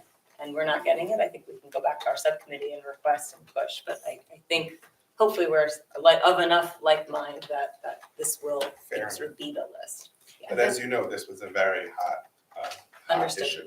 Yes. Well, it's the jurisdiction of this board and you're on this board, so you can, keep us. Yeah. close to the- Can I ask- Because it says the township committee recommends the planning board designated committee to consist of the following. So is it up to this planning board We to now choose. go out and find these other people? We are choosing to have a subcommittee of 3. We're not choosing to follow a subcommittee of 15. Okay, We are not doing got what it. was Okay. recommended exactly, but okay. we're using that intent and to Just Michael's to- point, not wanting to lose all of this thought, but our subcommittee will be 3 to hopefully make it most efficient, But then to work with the other but 12. to work with all the others. Work with them. So will you clarify the public piece, as you said, it would then go, and so the public has input on this? Yes. Can you just clarify Yeah, that? I can certainly talk to that. So, because we submitted a work plan, a proposal to the township consisting of 3 components. The first being a public outreach and engagement process. We've started developing a draft public outreach and engagement plan. We've identified 3 public outreach workshops, an online survey component, and that's something that I'll be sharing with once approved. We didn't vote on the motion yet, I think. So once that's done, I'll be sharing that with the subcommittee members to vet that process and make sure that we're comprehensive in the public outreach and engagement component.